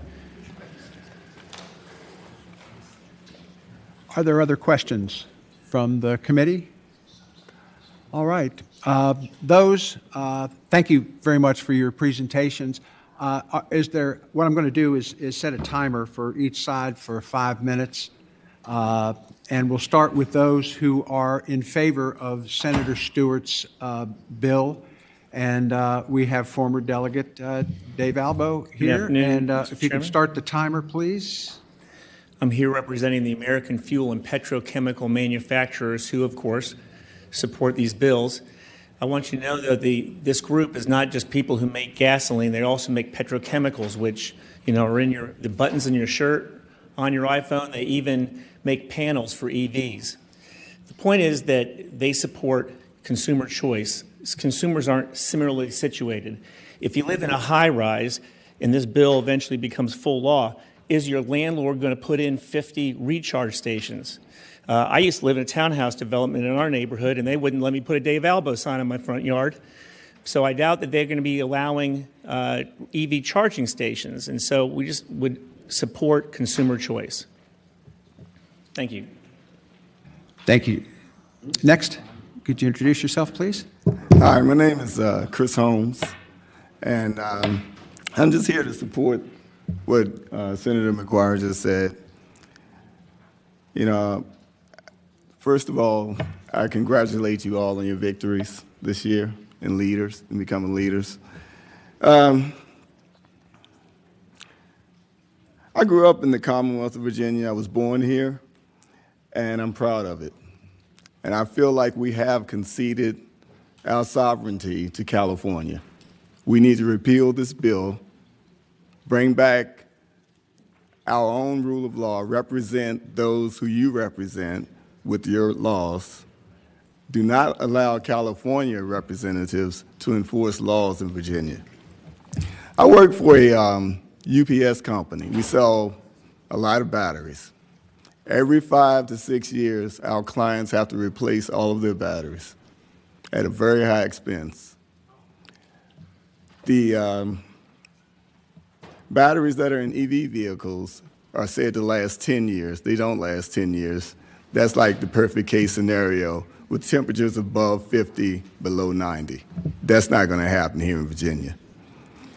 So what you're looking at is could you hurry up your comments so that others can speak? I'm sorry? Okay, I'm going to interrupt. 8.7 million batteries going into a landfill somewhere. Even when you attempt to recycle them, you're not going to be able to do it.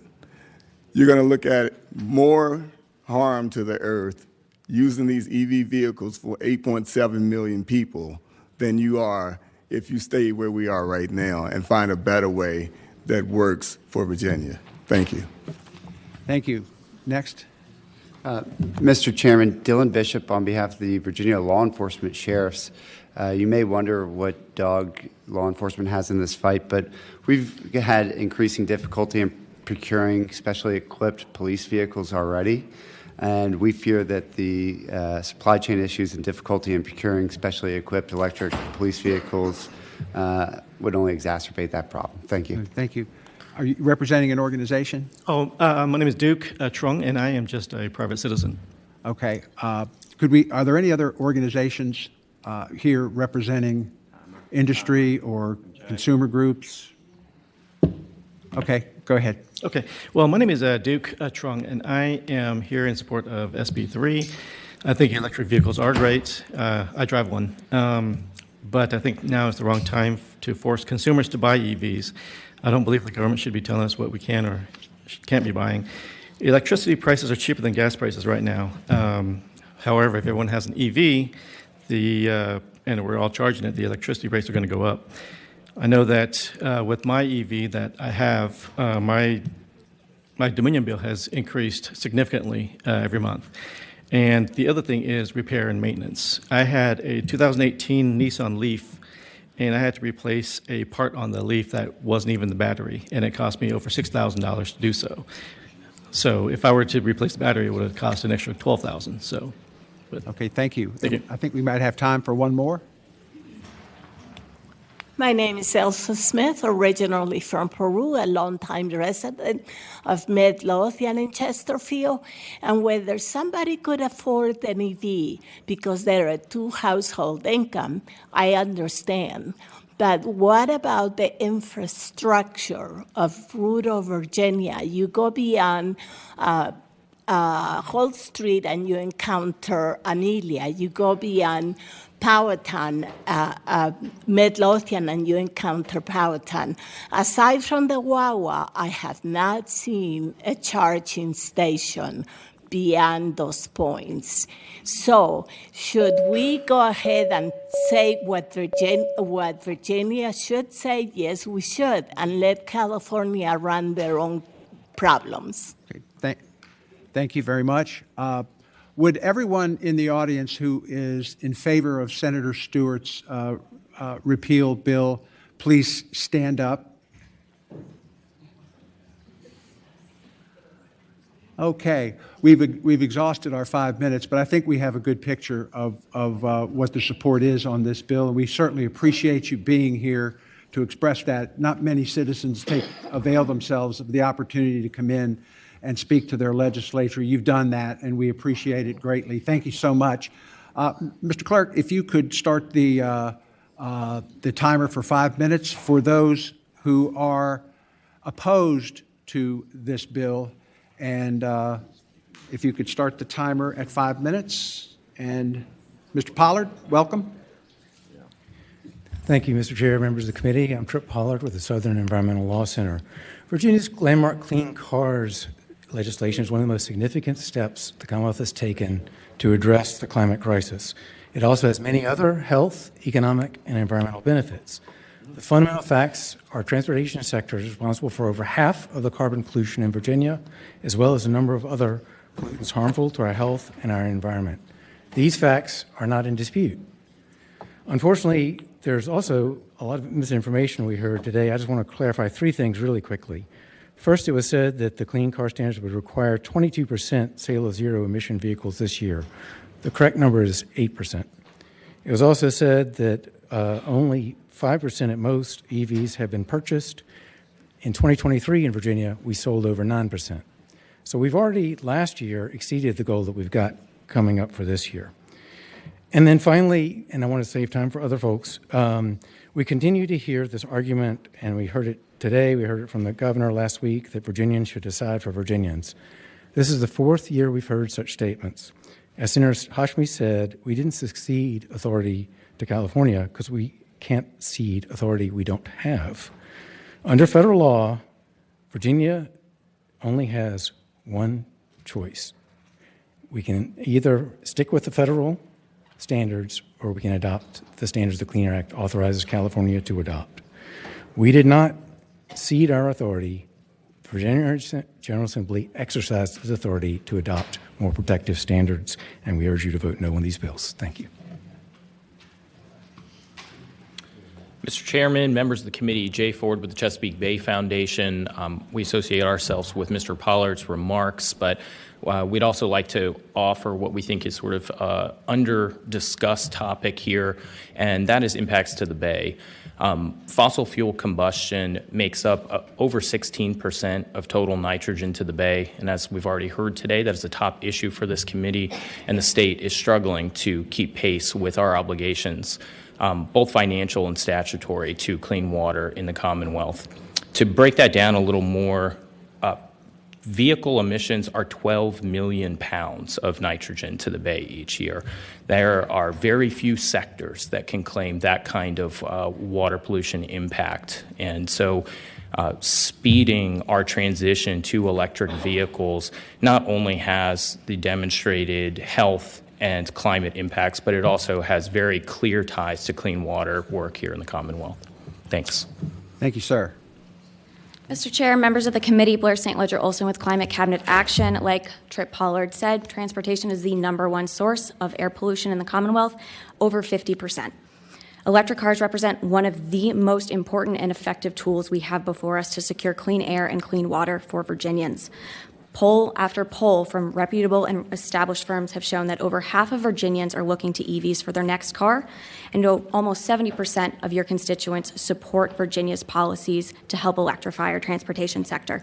I am an EV owner. I drive a fully electric Mini Cooper. It took me over a year going state to state to secure that vehicle before these standards have gone into place. So if we are discussing consumer choice, this helps the Virginians who want to go electric. This body has defeated this legislation multiple times over the last 2 years, and I would ask you to reiterate that stance today. Thank you. Thank you. Next. Mr. Chair, members of the committee, Kim Jermaine with Advanced Energy United. We are a trade association that represents the full suite of advanced energy technologies, including electric vehicles, charging infrastructure, and some traditional manufacturers that are now trying to make that transition. Our main stance is that this is the viewpoint and the direction of the manufacturing industry as it is. Many of the major manufacturers have committed to transition to fully electric over the next 5 to 10 years. What we're doing is raising our hand so that Virginia is at the front of the line so that we can meet consumer demand and get those electric vehicles first. And that's all that the Clean Car Standards do. So we oppose this legislation. Thank you so much. And lastly. Mr. Chair, members of the committee, Victoria Higgins, Chesapeake Climate Action Network. Coming here also as an individual and a recent purchaser of an EV, now the proud owner of a Bolt EV about 4 weeks ago. To corroborate the anecdote that Blair just shared, I spent at least 3 or 4 months looking for an EV, one of the several vehicles I was looking for. And each time that I saw it, I would call the dealership, put my name down, go in the next day. It had been sold. I put down a deposit at one point, and it had been sold. So the standards are intended to create the inventory. And for that reason, for myself as well as my organization, I oppose the bill. Thank you so much.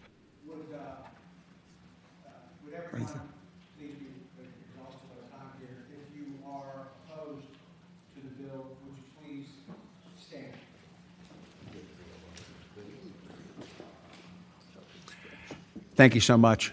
And I'm with the Sierra Club, and I represent 20,000 citizens who oppose this. This is thank you. Hey, buddy.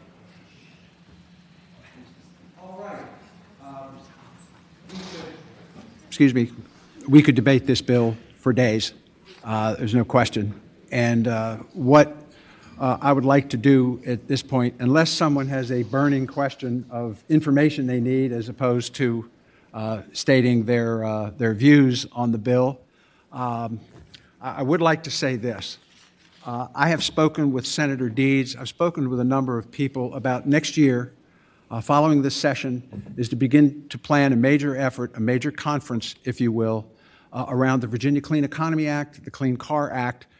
They are aspirational bills. There are problems that have arisen in these aspirational bills, and we need to come up with solutions in a format other than 10 minutes in a committee hearing to deal with these very, very serious matters. They're serious for our economy, serious for our environment, and serious for our citizens and their lives and futures. I've worked and have partnered in beginning the planning for this with Virginia Free, Virginia's preeminent business organization, with environmental groups that I've discussed it with power companies, with some of the solar developers. I have not yet approached local government, but there are many, many issues that we need to deal with that we can't deal with here today. This is a serious matter, and I take it very seriously. I know members of the committee do as well. And with that, we operate here on a motion. And unless someone has a question, Senator Obenshain, I think, did you? Well, somebody wants to make, I move to report the bill. Second. Second. Discussion, Senator Favola. A substitute motion. I move that we PBI the bill. Mr. Chairman, speaking to the motion. And go ahead. Don't do that. Do you want to? Or you told me earlier you wanted to. I can speak to the motion. I don't know. No, but like he to, went. But he went first. You Let him speak to his motion first. Okay, if you want to speak first. Senator Obenshain, please, go ahead. Mr. Chairman, members of the committee, I did just want to say a couple of things about this.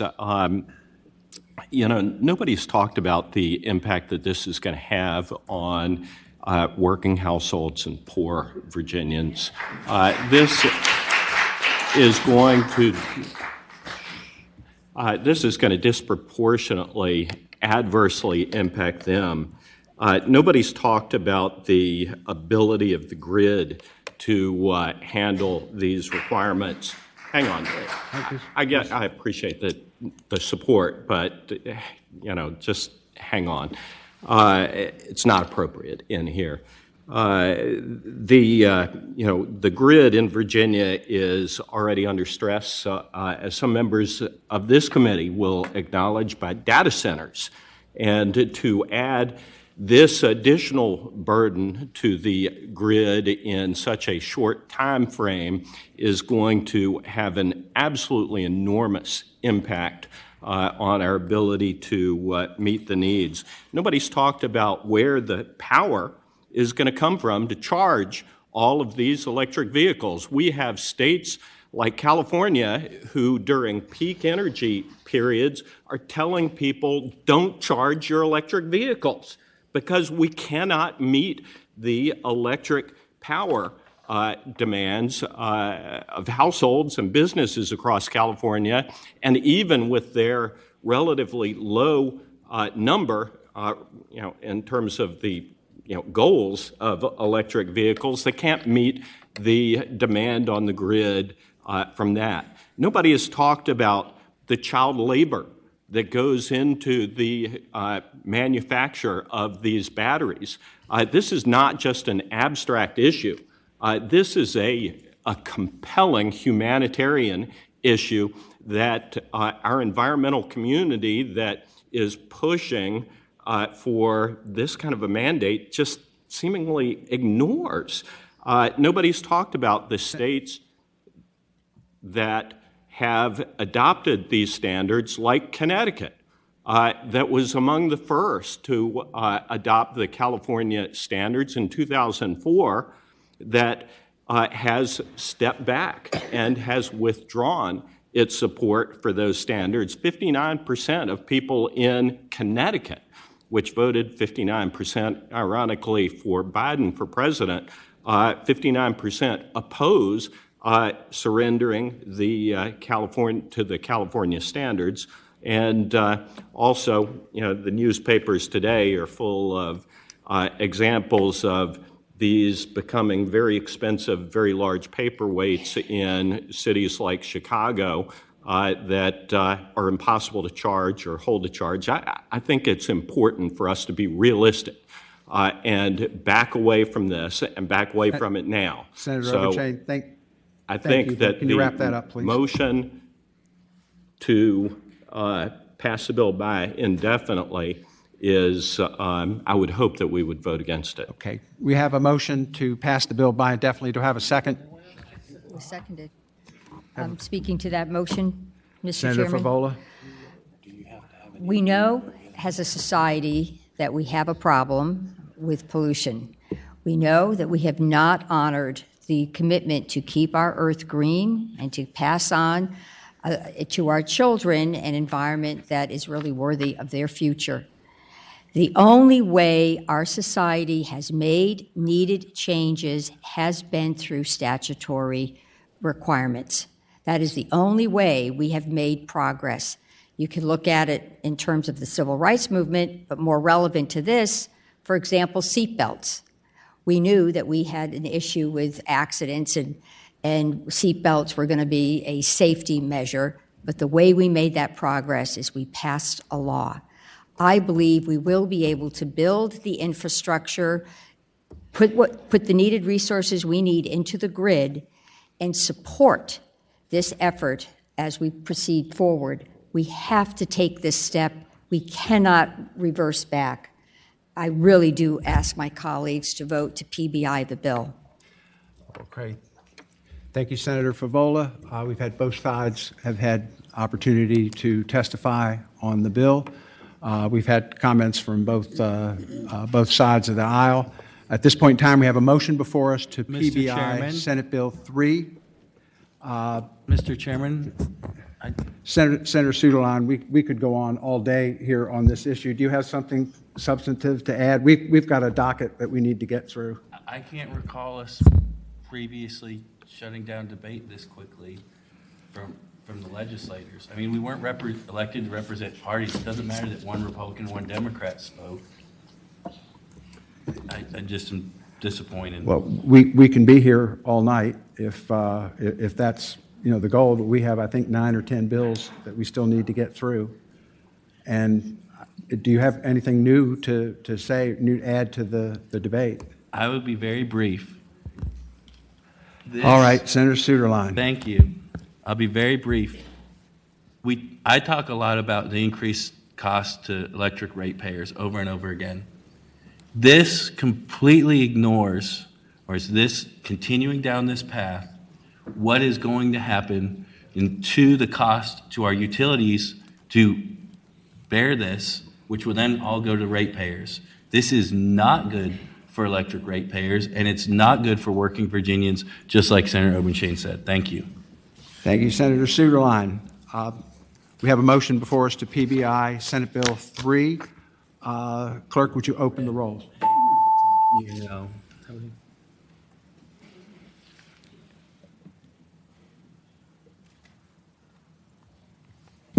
Ayes 8, no 6. Ayes 8, no 6. The bill is PBI. Thank you, Senator McDougal. Thank you, Mr. Senator McGuire. Thank you, Senator. Thank you, Mr. Chairman. Thank you for your courtesies. If I could ask, put in one request, as you put together that group to discuss issues, one of the issues that you did not mention was the disposal of the toxic materials in batteries and the impact on the bay. If you can make sure that that receives our priority review, because those of us who live in that area are very concerned the way we are with some other materials that flow down from certain parts of certain large Senator jurisdictions. McDougal, it's also my goal in this group to have a serious discussion around what the availability of metals to create these batteries would be, because many of them are held by nations that are unfriendly to us, and I do not know what our national supply is. What I'm interested in doing with this exercise next spring and next fall is to explore what are the questions we need answers to go forward, because an aspirational bill is an aspirational bill. Unless you provide the mechanics by which it can succeed, we have a problem, and we have mechanical problems in our aspirational goals to do what everybody here wants to do, which is to have a cleaner environment. And that's what I am attempting to do, and I'm working with many groups right now to begin the planning stages for that, and I'll be glad to hear any additional topics that you would have that we would discuss at that effort, and to have the participation of you and other members of the Senate. Thank you, Mr. Chairman. I'd be happy to participate. Thank you. All right, I think we need to move on now with the docket. Senator Steff, you have 2 bills, I believe, for us. Which would you like to hear first? Mr. Chairman, I've got actually a couple more than 2 today, but I have Senate Bill 267, Wetland Board Permit Approval. I'd like to ask for that to be carried over till next week.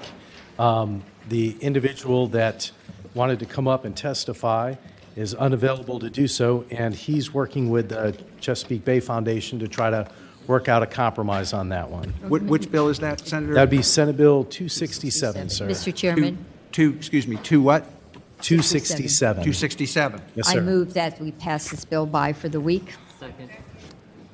We have a motion and a second to pass the bill by for the week. All in favor, say aye. Aye. Opposed? Thank you, Senator Steff. What's your next bill? Next one is Senate Bill 268, sir. And Draw your attention to Senate Bill 268. And Mr. Chairman, what this does is codifies and allows them to put it in their budget. Could you and get ensure closer that, to the mic, please, Senator Steff? I'm sorry. Is that close enough? Can I you think hear so. me now? Okay. So, Mr. Chairman, what this does is with VMRC, it ensures that public notice is provided electronically to any business, residence, or civic organization upon the request to be added to the Commissioner's public notice email list. We've worked with VMRC to do this, and we've been working with them on this, and they've been very supportive of it. We would just like to codify that request so it doesn't change. And what it allows is really a good opportunity for the public to get information from VMRC when there are issues in their jurisdictions. Thank you, Senator Steph. Are there questions for the senator? Senator Stewart. Thank you. Senator Stepp, they're currently doing this already, aren't they? Mr. Chairman, Senator Stewart, that's correct. They are currently doing it already. To an extent, what this does is codifies what they're doing it so they can justify the appropriate resources for it. Mr. Chairman. Senator Stewart. So if you codify it, then if there's a project and one of these groups, here's my concern. So let me ask you how you do this and not throw a monkey wrench into the process.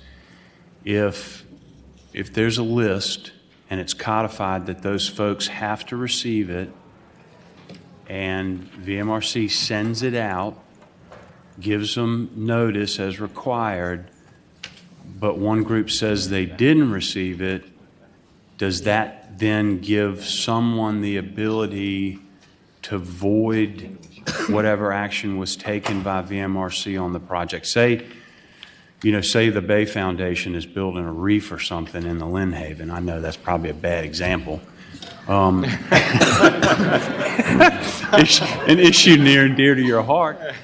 But say they get permission to build that oyster reef in the Lynn Haven River, and then one of these groups says, well, I never got notice of it, and they challenge that months down the road. Wouldn't this provide the opportunity for somebody to challenge the action?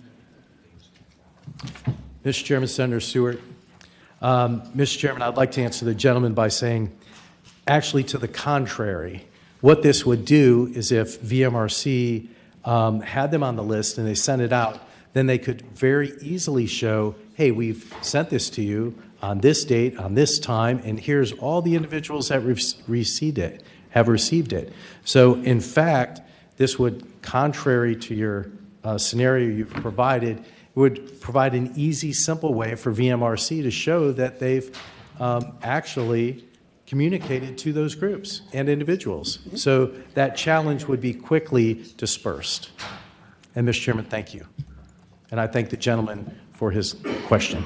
Mr. Chairman. Senator Stewart. So I understand. The issue concerns me is that the bill says provided. To me, provided means I put it in the chairman's hand, and the chairman has it.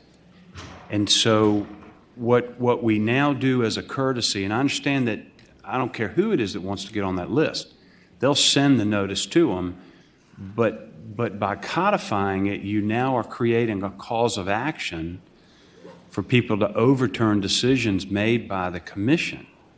And I don't understand why we need to go down that road.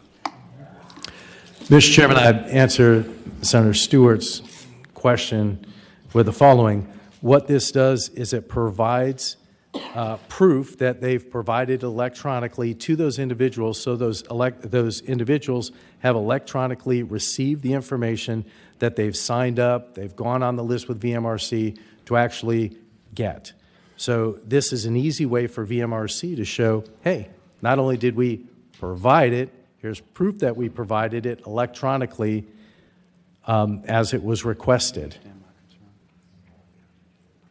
Well, Senator Stewart, is it my understanding that your concern here is about the, whether it is you can prove that the person received it or whether you need to prove that it was sent to that individual? What is the standard of proof here for this bill? Is that what your concern is? Yes, Mr. Chairman. And so provided, in my mind, could be interpreted by a court as to say it needed to be in that person had to have received that notice and has actual notice. Now, and that, I think, creates a cause of action to challenge the decisions of the commission. And I don't know why we want to do that when the commission routinely, if you ask them to be on their list of notifications, the commission puts you on their list.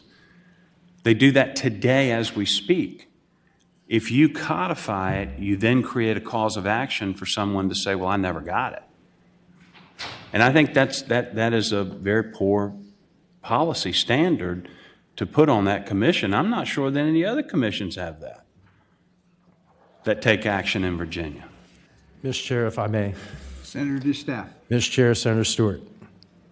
So today, VMRC provides it to individuals who are within 200 feet of the said area. If you're looking at the Lynn Haven, since that was the example Senator Stewart brought up before, there are only within 200 feet of some of the leased grounds, there are no houses. However, in the Lynn Haven, you have 60,000 boats that go through there a day. In the summertime, you have hundreds of houses that are affected. So what VMRC did was put together an electronic way to do that and communicate through email, civic leagues, and other ways to do that. And Mr. Chairman, what this does is it helps codify and ensure that that's taken place in a very transparent way. And Mr. Chairman, there are other sections of the code where we talk about letters are being sent or mailed, which gets pretty expensive. Now, instead of having 60,000 people request a letter, I think it's much easier to have public notice provided electronically. And I didn't think I was in courts where I have to define the difference between provided and received and sent. But if you're on something and VMRC electronically sends it, then I think that would answer quickly whether the information has been provided to that group of individuals. Senator Stewart, is there another word that would alleviate your concerns instead of provide, just to notify? Or is there another word that would satisfy your concerns? Mr. Chairman, it's the policy that bothers me here. There are a number of people who don't like the fact that people grow oysters in Virginia. And they don't like the floats, they don't like the cages, they don't like the work boats and the guys out there tonging them. They don't like anything about it. And a lot of those people live on the shores of the Lynn Haven River, and I respect Senator DeStaff for representing his folks. But all this bill does is place a burden on that commission in hopes that people can say they failed and go back and challenge those actions. It's unnecessary, and I think it strategically seeks to place that burden for that purpose. VMRC is already doing this. There's no reason to codify this just so people can carry people to court over it, which is what I think the purpose of the bill is. Mr. Chairman, if I may. Senator DeStaff. Mr. Chairman, in answering the allegations from Senator Stewart, this is not to provide another means for people to take folks to court. What this is doing is providing transparency, saying that we would allow VMRC people to sign up and say, hey, if there's anything that goes through the channels of the Lynn Haven or through the Lynn Haven or anywhere where VMRC is affected, whether it's Newport News, Hampton, Poquoson, Williamsburg, James City County, Virginia Beach, wherever, we just want to make sure that there's the opportunity to do that. And if the concern is whether they've received it, we can certainly change on line 26 the word provided to sent, where VMRC can easily show, hey, we sent that information to them. I believe this is a great opportunity to provide transparency and public notice and ensure that folks are aware of what's going on in their community. Senator Thank Stewart, you, Mr. Does that improve the Chairman. The bill, or is it the larger policy that is? Well, Mr. Chairman, for me, it may not be for other members of the committee, but it's a big deal for me because, again, it's placing a burden, I think, in hopes that they can challenge these actions later on. I believe that the word sent does improve the bill. Would you like to make that line amendment, Senator DeStaff? Mr. Chairman, I would, on line 26, if we want to change the sixth word, provide to sent, I would take that as a friendly amendment to this bill and think that it would provide an opportunity to ensure that VMRC could quickly and easily show that they provided information in a very transparent way to the citizenry that we represent. Could I have a motion on the amendment? So moved, Mr. We have a motion and a second on the amendment. All in favor say aye. Aye. Opposed? Okay, the bill is so amended.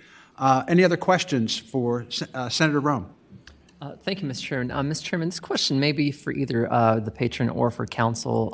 As I was just listening to the debate, do we have other existing area of code here where we actually allow for electronic public notices for state agencies as opposed to printed notices for state agencies? Senator, I would have to look and get back to you off the record. I'm not aware at this moment, but I can't rule it out. I'd have to get back to you. Mr. Chairman, would the patron like to entertain that question? Senator Moore, Mr. Chairman, in answering to Senator Rome, I believe the answer is yes, that we do provide public notification electronically in other areas of the code. I don't have my computer in front of me, otherwise I'd do a quick search and tell you all of the different locations. But I'm pretty certain that we've had that come up numerous times over the last 10 years, and that, we do provide public notice electronically. As a matter of fact, I believe our cities, counties, and towns, some of them do it, not exclusively, but where they don't have easy access to published newspapers, that they provide electronically. Mr. Chairman. Thank you, Mr. Chairman. Mr. Chairman, I would tell the patron in this case that that's actually one of my concerns right now as a newspaper reporter turned legislator who once was part of a team that wrote a two-part series called Killing the Press about a different General Assembly's attempt to gut public notice, printed public notices from newspapers. I do have concerns regarding whether we are, further either creating a precedent or we are building upon one for not putting into newspapers of mass circulation. At the same time, while that is generally assigned to the localities, and in this case what the senator said is that we have some exceptions for that, right now this default is still that it is to be printed in a newspaper of mass circulation, and that can also then go on, say, the VPA website. The locality is welcome to, in addition to that, put it online, but not in lieu of a printed public notice. And so I guess I'm a little bit hung up right now on the idea of it being done electronically rather than public, but at the same time, I also want to just ask the senator in that case, if it's already based on public policy, can you just tell me, existing policy, do we have other agencies, state agencies as opposed to localities, that are currently doing this, and could you just provide any examples? Mr. Chairman and Senator Rome, I would tell Senator Rome at this point, I would literally have to go back and research that to answer that question accurately. But I believe the way VMRC works, they notify only the adjacent property owners or property owners within 200 feet. If you look at Broad Bay, for instance, or Linkhorn Bay in the Lynn Haven, you have thousands of people who boat going in and out of there, and within 200 feet of some area, you might be lucky if you respond to or you send one letter out. So what this does is provide public notice in a very widely disseminated way. I don't believe that they put it in the newspaper today. I believe they actually physically send out a letter. If there's anyone from VMRC, I'm sure they could probably answer this much better than I can. I know we had the director and deputy director earlier today here, but I'm not sure if they're still here. Oh, there we go. We got the director right here. VMRC. Jamie, thank you. Mr. Chairman, thank you. I was hiding for as long as I could back Commissioner, there. good to see you, sir. Good to see you. Go ahead. Could you shed some light on this matter? Mr. Chairman, committee, I would be glad to answer any questions. But first, I could start off with the senator's question about public notice and newspaper advertising stuff. The process for that hasn't changed. In the permits and applications that we get that required a public notice in the newspaper, we still do that. We haven't. Nothing has changed. I would say it hasn't changed in decades. But we did reduce last year the length of time that we had to advertise it to 7 days. We worked with the newspapers and got that through. It was mutual agreement there, so everything was good. But Nothing has changed on that. We already do this, we call a listserv. You sign up for it yourself. You go in there, put your email in, and then you get on a list, and it just automatically notifies you when anything comes up for an application to us. And all the applications are on our website and available for the public review when we receive them too as well. So we do it multiple ways. So all of the above kind of answer, I guess, approach. Mr. Green, you don't see a problem at this point? A problem in what, Mr. Chairman? In needing to codify this? Do you feel the need to codify this? I don't have a position at this time on that. However, we do provide that service to the Commonwealth now, and have been for a little while. And anybody that wants it, we make sure they get it. Okay. All right. Thank you. Do we have any other questions? Okay. At this point in time, would anyone who would like to speak in favor of the bill please step forward? Oh, excuse me. Did you? Oh, I'm sorry. Please. So thank you, Mr. Chair. My only concern with this is making this the primary source of notifying individuals. I'm not of the millennial age where I believe everything is technologically based and I trust it with my whole heart and soul. And so I don't know what the odds are of a notification going to spam and coming back to the Senator Stewart, thank you. Senator Stewart's point of creating an opportunity for someone to come back and contest it. But I just have trouble with this being the primary source of notification in an email. Mr. Chair, if I may. Mr. Chair, Senator Williams-Graves, this is not the primary source. They still put it in the newspaper. They still mail it to individuals who are within 200 feet of the specific area. What this does is this provides it to a larger group of interested parties who are interested in receiving that information. Helpful. Thank you, Mr. Chair. All right. With that, is there anyone in the audience who would wish to speak in favor of the bill? Is there anyone in the audience who would wish to speak in opposition to the bill? Okay. We're in a situation where Senator Rome, you had one additional. Thank you, Mr. Chair. Just speaking to the bill. Senator Rome. Thank you, Mr. Chairman. So just speaking to the bill here, as I'm awaiting basically the questions that I had earlier, just both from the patrons for council, I'll move to advance the vote today to the Senate floor to make sure that basically we have more time to have those questions answered if it's the will of the committee to pass the bill today. At the same time, I also appreciate the senator mentioning that printed newspaper public notices will not be usurped by this, and this will be in addition to printed newspaper notices and not in lieu of. And that's something that is extremely important for me anytime that we are dealing with public notice in general. So I'll give the senator the benefit of the doubt today and vote to move the bill forward. Thank you.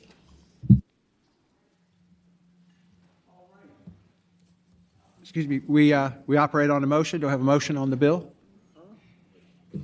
Move to report. Do we have a motion on the bill? Move to report, Mr. Chair. I'm sorry? We have a motion to report. Do we have a second? Second.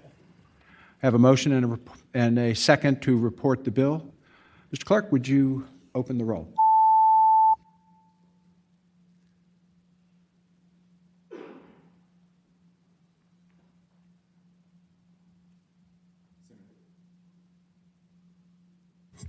Ayes 7, no 7.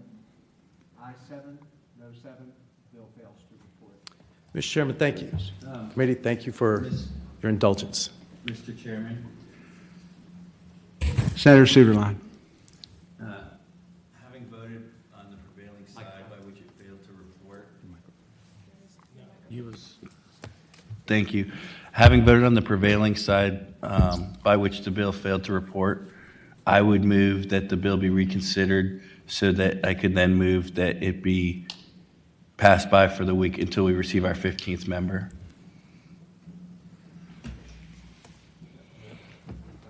Fair So enough. if anyone agrees, they could second that motion. If you want to reconsider the vote, you don't need to provide a reason. So we have a motion to reconsider. Do we have a second? Second. All in favor? Is this a recorded vote? Yes. Would you please open the roll?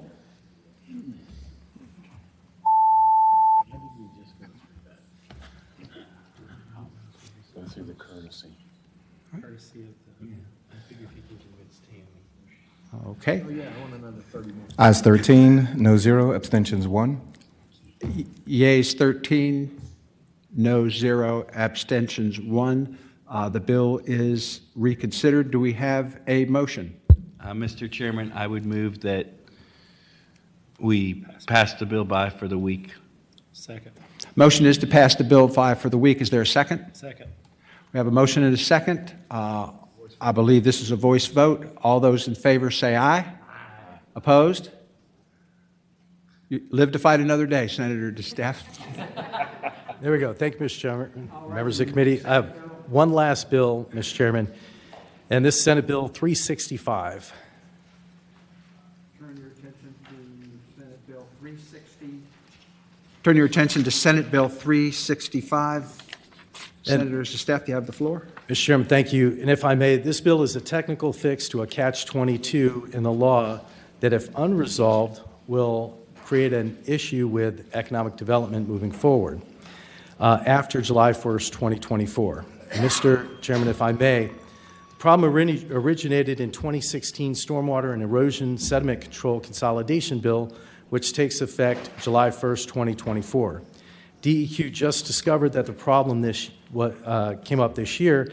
Problem arises because in 2016 consolidation bill, once a provision of the law states that the locality cannot approve erosion and sediment control plans for a project until DEQ has issued stormwater permit coverage.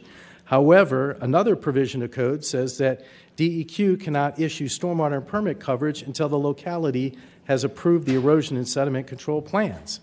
So, Mr. Chairman, what it means is basically if you submit your plans, they can't approve it until DEQ approves it. However, in another section of code, DEQ can't approve the plans until the locality approves a plan. So it's kind of circular, and the plans will never get approved.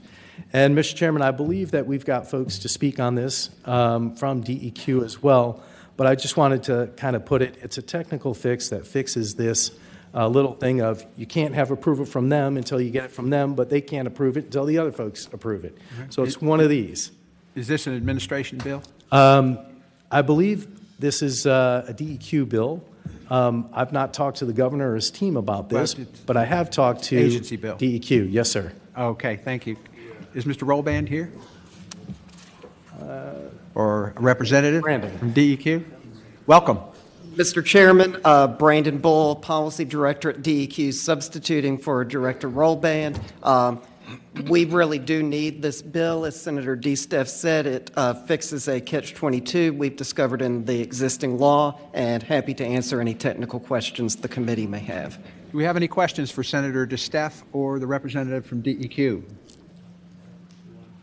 All right. Is there anyone in the audience wishing to speak in favor of the bill?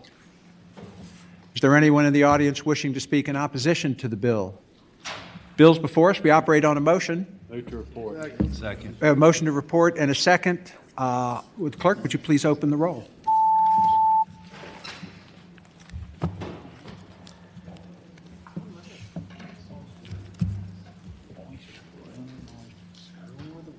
Senator Hackworth?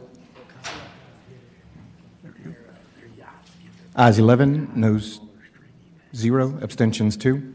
Ayes 11, nays 0, abstentions 2. The bill reports. Mr. Chairman, members of the committee, thank you for your time today. I really enjoyed agricultural, a.k.a. Quartz Jr. today. It's been a pleasure. Thank you. Next up, we have Senator Eben. Are you here? Thank you. Thank you for your patience, Senator Sure. Eben. Thank you, Mr. Chairman. I have SB 372. This deals with combined sewer overflow as it relates to Alexandria's CSO project. I think, just in case any new members of the committee don't know about the CSO issue, this is in older storm systems or water outtake systems where there's the wastewater and the stormwater are combined into an older thing. You find this in cities older than 100 and something years old. In Virginia, we have this and have had this issue in Richmond, Alexandria, as well as Lynchburg, where the water combined, and when it rains, it outflows into the rivers or the Potomac, causing wastewater to be discharged if it's not treated. And Alexandria undertook a massive $615 million project to remediate its CSO. We mandated it in 2017 and gave them a schedule telling them that it had to be completed by July 1st, 2025, which at the time I had argued was a pretty aggressive schedule, but they've been able to meet it except for some supply chain issues. They're 3 months behind schedule for reasons beyond Alex Renew, the agency that's doing the works control. COVID-19 delayed by 1 month the manufacture of a custom tunnel boring machine in Germany, and the Russia-Ukraine war delayed by 1 month the shipping of that machine from Germany to the U.S., and there was a shortage of concrete in Northern Virginia leading to a 6-week delay. But the project is roughly 65% complete. It's basically a 2-mile tunnel that's 150 feet underground, serving as a sewage conveyance and storage station, and then they treat the wastewater before it's discharged. There's an interceptor that's a half-mile long, wastewater treatment plant upgrades. It's the largest infrastructure in Alexandria's history. Senator Stewart and Senator Surville are my co-chief patrons on this legislation. They were briefed by representatives of Alex Renew in the city, and they both support the legislation, as does the DEQ, the Potomac Riverkeeper and Chesapeake Bay Foundation, and the bill was endorsed by the Water Commission. So basically what the bill does is gives us an extra year. As of now, we don't anticipate that we'll take a full year, but if we fall out of compliance, the results would be costly. So we want to build in that little extra margin.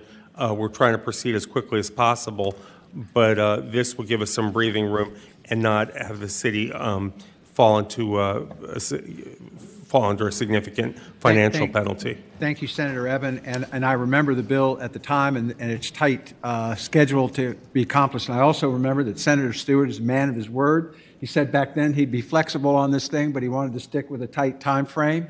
By co-sponsoring this bill, he has kept to that pledge.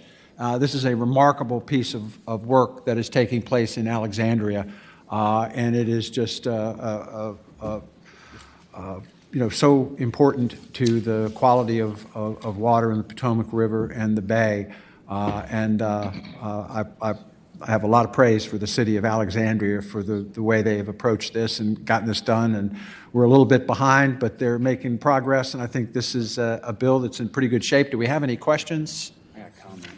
A comment from Senator Stewart. Thank you, Mr. Chairman.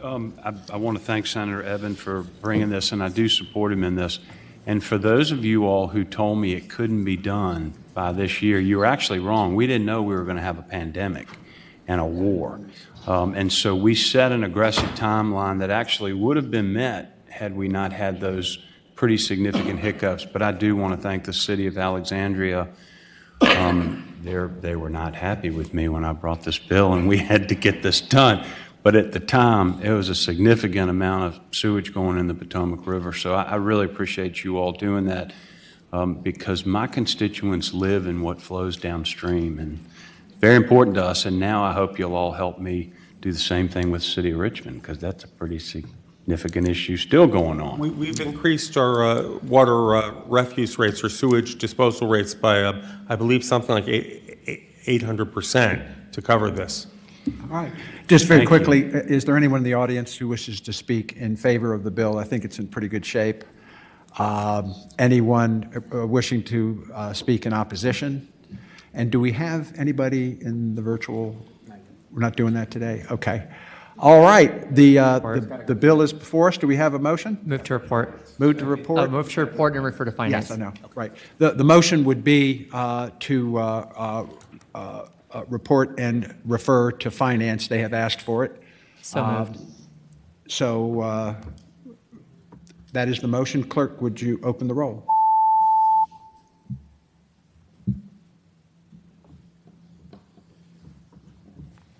Ayes 14, no zero. Ayes 14, no zero. The bill reports. Thank you, Mr. Senator Chairman, Evan. Members of the committee, thank you. All right, I think we're down to member bills at this point in time. Let's see here. Senator Stewart, do you have I do, Mr. Chairman. I was getting ready to leave, but I've got a quick bill. if you'll Senate hear it. Bill 342? Yes, Mr. Chairman. All right, could you just report it from here? I'd be Can, just Mr. fine. Chairman. Thank you. Mr. Chairman, Senate Bill 342, put it very, very simply, so in the country when people build a home, typically they will hire somebody to come in and just kind of push all the brush up. They don't knock everything down, but there's typically limbs, there may be some scrub trees where you have to build the house. They push it in a pile and they burn it right on site. And what has happened, there are occasions where you're next to another house and you don't want to burn it on site because it's not safe, but the law doesn't allow you to take it to a field where you can. And so all this would do is allow them to adopt a regulation to say, if it's not safe to burn it on site, which you don't want to do if it's next to somebody's house, you can take it to a farm field and burn it where it is safe. And that is the bill in its most simplest form. Oh, shoot, I got an amendment. Could you report the amendment, All right, please? so that's the bill, but if we do need to strike destruction on line 12 and put in open burning, because that's the whole purpose. No other way to, there is no other way to destroy it. Not where we are, Mr. No, Chairman. okay, there you Move go. the amendment. Seems like a sensible, so we have that amendment before us. Staff, do you have that? Yes, sir. Okay, have a motion on the amendment. Do we have a second? Second. All in favor of the amendment, say aye. Aye. All opposed? The amendments, the bill as amended is before us. Do we have anyone who wishes to speak in favor of the bill? Do we have anyone in the audience wishing to speak in opposition to the bill? I think we're in good shape. As amended, do we have a motion on the bill? Move to report as amended. We have a motion and a second to report the bill. Would you open the roll, please?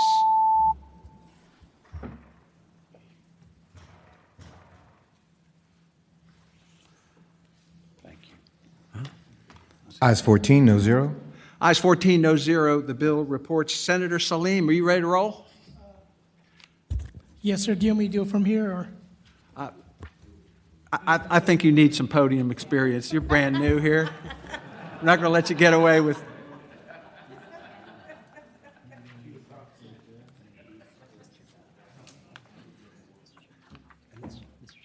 I think we've got. Do you have Bill? Do you have one? Do I have one? Yeah. I have zero. I've got one. Travis has one. The other two went to the south. Okay. Okay, I think that might be it. I'm not sure. Senator Salim, please go ahead. Thank you, Mr. Chairman. I would like to have a request, an amendment request to strike out line 20 with the replacement. Okay, we have an amendment. Does the staff have the amendment? Could you report? Okay, we're going to have to adopt it in concept. Could you report the bill, the amendment in concept, staff? He'll have to do it? Okay, just tell us what you would like to do on the bill.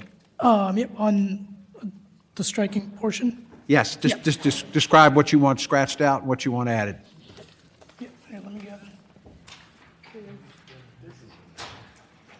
Okay? If you could report. On line report 20, it. we're striking out in proximity to each invasive plant display and replacing that with on the property at all public entrances. Okay. We have a suggested amendment by the patron. Do I have a motion on the amendment?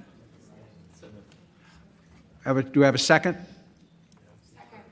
We have a motion and a second to approve the amendment. All in favor, say aye. Aye. All opposed? Okay, the bill is, could you describe the bill as amended? Yes. Senator Salim. Thank you, sir. Thank you, Mr. Chairman. So this bill is about invasive plants. What it's going to do, it's going to require sale of any invasive plant species for outdoor use on a list established by the Department of Conservation and Recreation. Such plant be accompanied by a signage at the entrance of those places that are selling them. And the reason for this bill is that when you're going into a Home Depot or a garden center, wherever you're going, there is no signage or anything that indicates what's a invasive plant versus what's not. And I have had a lot of constituents who voice concerns over the fact that they're going out buying additional things that are killing invasive plants over and over without any solution. And one of the major issues is that people are not aware that they're purchasing invasive species or plants, and that's what this bill is going to be doing. At the same time, when it comes to state and local governments and private landowners, they spent millions of dollars a year to control invasive plants, including tree-killing vines that are causing harm to natural resources. Virginians who buy plant at retail locations in most cases are not aware that they're buying invasive plants and are causing it to go over to their neighbors or somewhere else. And on top of that, placing a sign to identify plants in common areas has been a common practice in the garden center. It's just we don't do it for invasive plants. And we do have folks who are here to testify in support of this bill. So you essentially want to advise purchasers that they're being naughty? No. Okay. All right. Here we go. Do we have questions from the committee? Yes. Senator Stanley.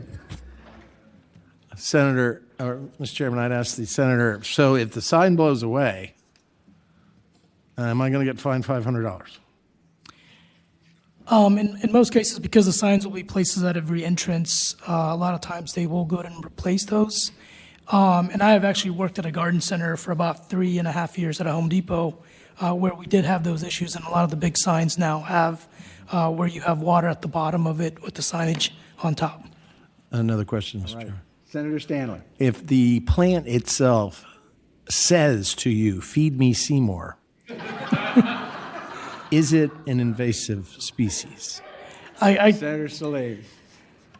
I mean, the other thing is, if it's a talking plant, I think you got the jackpot. Further question.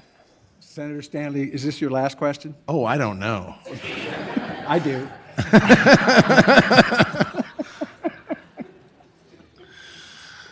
I mean, Mr. Chairman, I asked the gentleman, do you hate plants?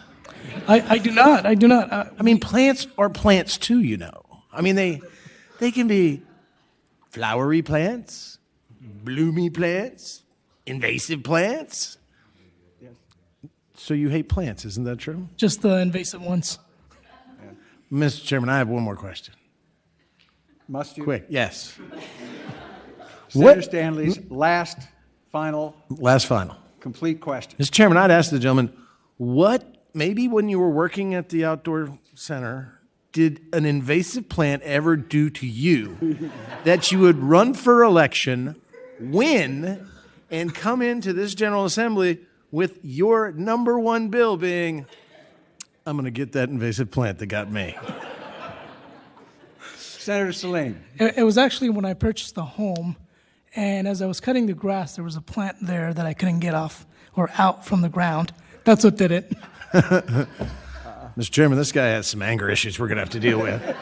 Thank you, Mr. Chairman. But just note, Senator Salim, that we also have invasive senators here in this body. And,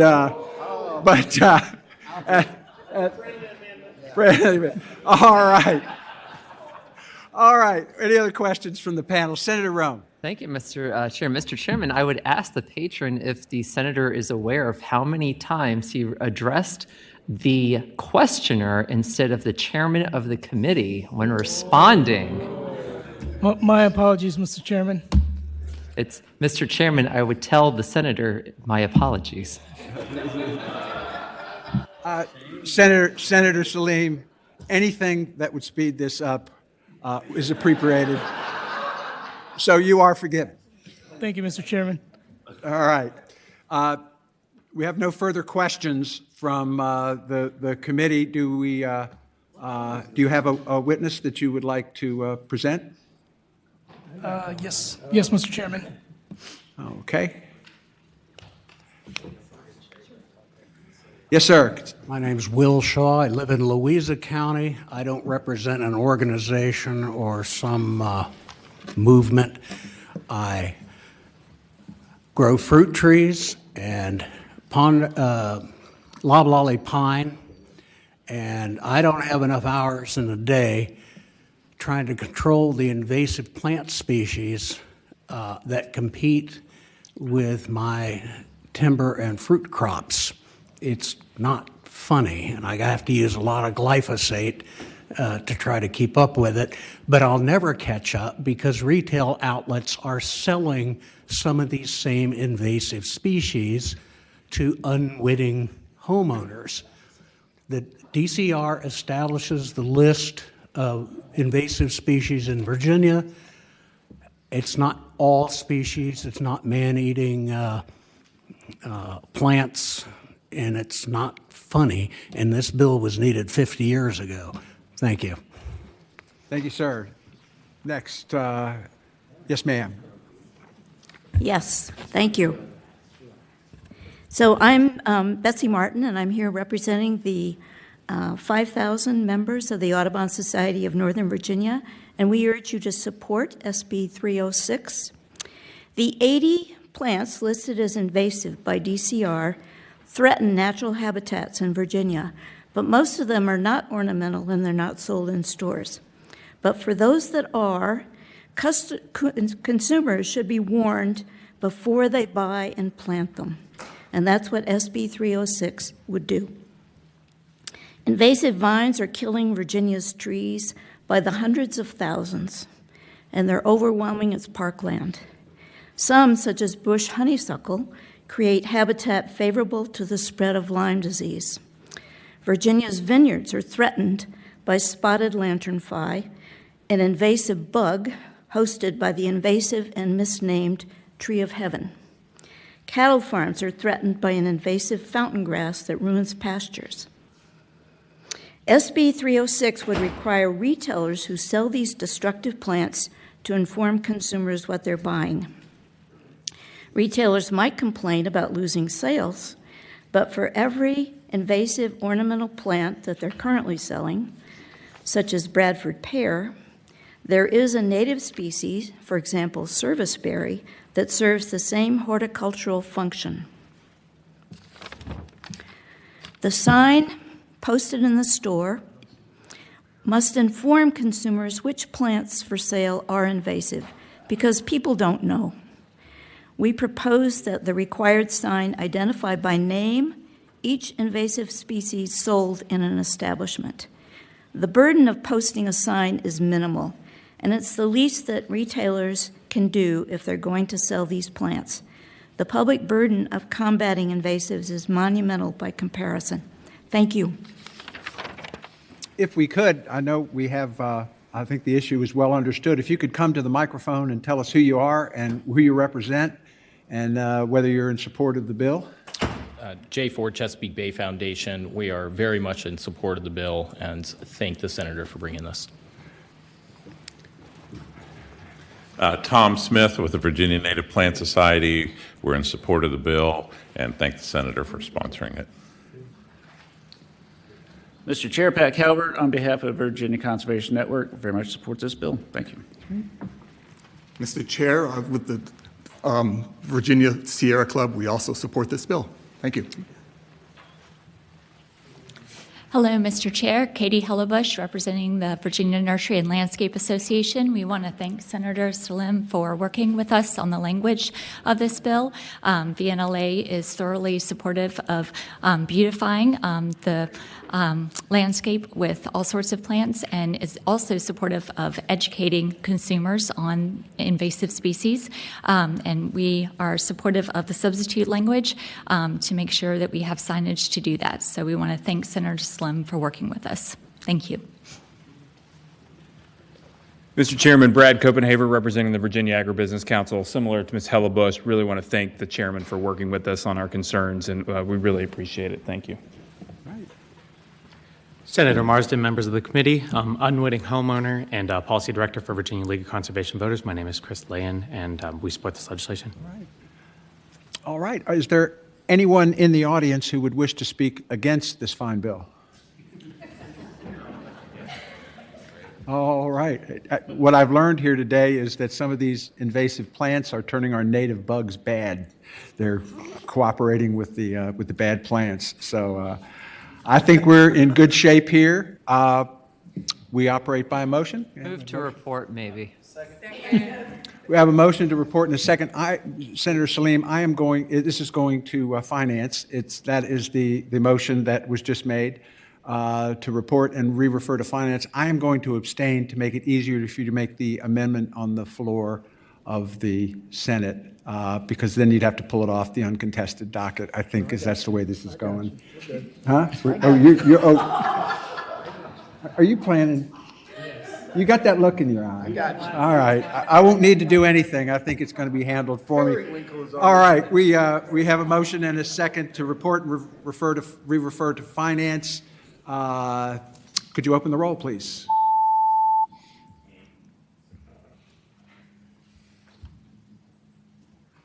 You go win, Brett. Oh, yes. Thought I had you.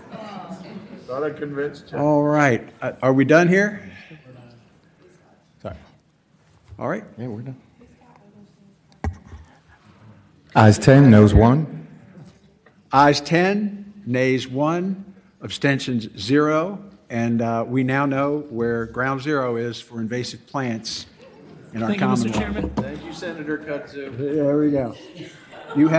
I believe we have one final bill from Senator Hackworth. Would you care to present your bill? Thank you, Mr. Chairman, members of the committee. We have heard about electric cars. We've heard about sewer lines. We've heard about invasive plants. Now we're going to hear about brownfields. So SB 25 addresses the Virginia Brownfield and Coal Mine Renewable Energy Grant Fund. And this program that we currently have provides $500 per kilowatt incentive for solar projects on former coal mines and $100 per kilowatt incentive for solar projects on brownfields. And the issue that we have is under current law, the program can only fund projects with federal dollars. We all know that the Commonwealth of Virginia is a lot more efficient than Washington. So while we are waiting on Washington dollars, a lot of the funds that we have to make these projects go cannot be progressed because we are waiting on federal dollars. So this bill removes a provision in Virginia's Brownfield program that only permits federal funds to fund the program.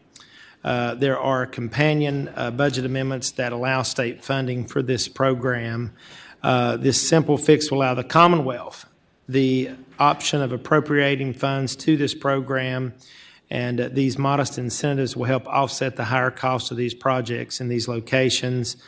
The more projects that are sited on former brownfields, and in my area in Southwest Virginia, abandoned coal mines means less impacts to important natural resources.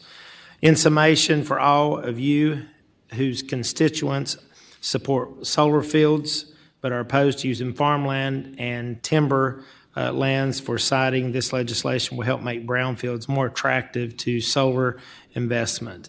And so I believe we have several people here, organizations that would speak in support of this, both from the environmental industrial organizations. All right. Before we hear from your witnesses, are there any questions of the patron? No questions from the patron. Could you call your first? Yes. Do I have some? Yes. Please come up to the podium.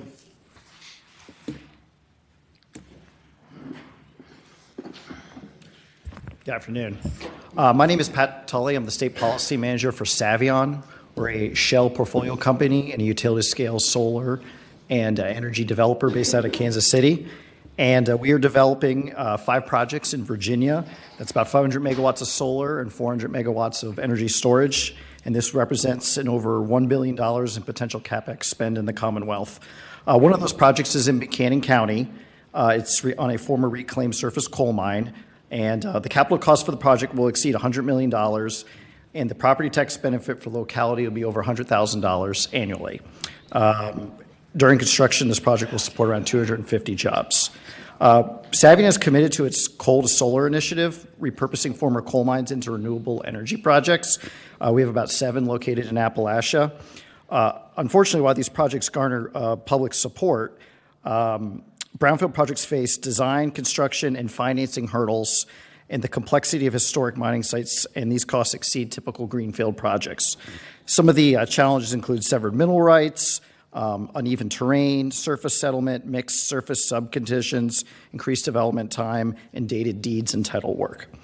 To help mitigate these challenges, the Virginia General Assembly passed House Bill 1925 in 2021 to help establish the Virginia Brownfield and Coal Mine Renewable Energy Grant Program and Fund. The fund is administered by the Virginia Department of Energy. To date, this program has not been funded. We believe that Senate Bill 25 will jumpstart the program by simply allowing the Commonwealth to appropriate funds. Current law requires federal funds to be available in an amount that would cover the entire cost of such an allocation.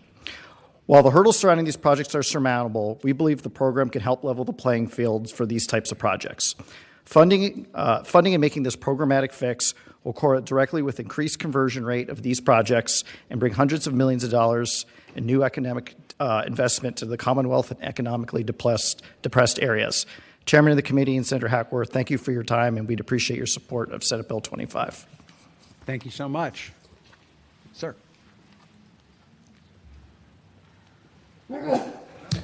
Mr. Chair, members of the committee, Josephus Allman with the Southern Environmental Law Center, and on behalf of the Solar Work Group of Southwest Virginia, thank you to Senator Hackworth for bringing this bill.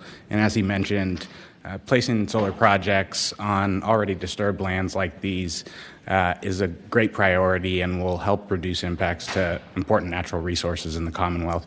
So we'd ask you to support this bill. Thank you. Thank you, sir. All right, if you could step up and let us know who you represent and whether you support the bill. I think we can get through this real quick.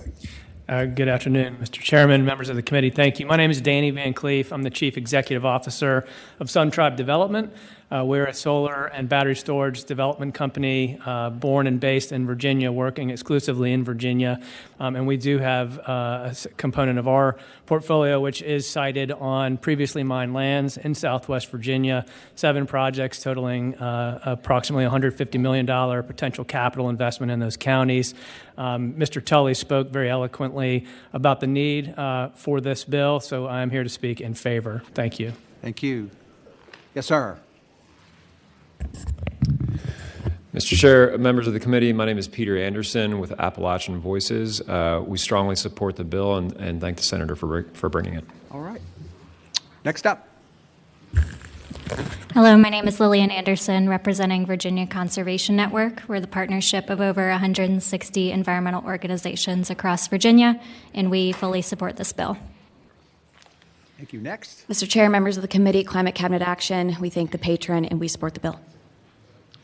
Mr. Chair, members of the committee, Virginia League of Conservation Voters supports this bill. Mr. Chair, members of the committee, Patrick Fanning with the Chesapeake Bay Foundation. We thank the patron and we support the bill. Good afternoon. I'm Michaela Rees-Ramon with the Nature Conservancy, and we support this bill. Afternoon, Mr. Chairman. Brad Copenhaver with the Virginia Agribusiness Council. We support anything that would minimize the development on agricultural land, so thank the patron for bringing this bill. Thank you. Mr. Chairman, members of the committee, John Morris, Appalachian Power. Passage of this bill and, of course, corresponding funding would be a game changer for Southwest Virginia and our service territory at APCO. We support the bill and thank the Senator for his patroning of the bill. Thank you. Thank you, John. All right. Is there anyone in the audience who wishes to speak against the bill? All right. I think we have some coal fans here today who are I'm confused. There you go. It is, we operate on a motion, and this one has to go to finance also, so the motion would be to report and refer to finance. So moved, Mr. Chairman. We have a motion. Do we have a second? The bill is before us to report and refer to finance. Open the roll, please.